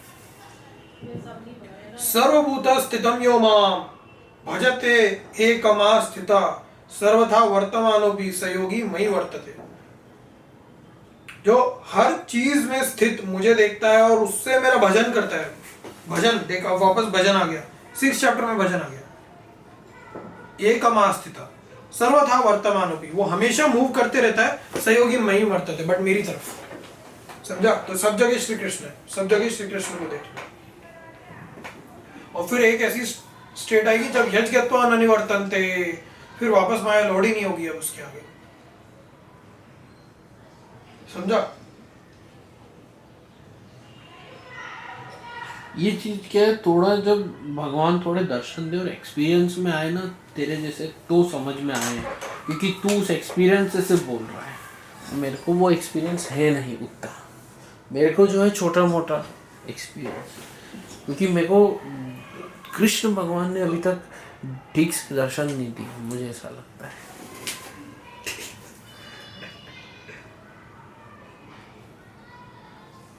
तूने भगवान की आवाज सुनी है? हाँ, कैसी थी आवाज? मतलब वो तो मैंने सब सुनी है, तो मेरा ही इमेजिनेशन होगा, तो ठीक है, उसमें क्या है। मैं तेरे को एक चीज दिखाता हूँ।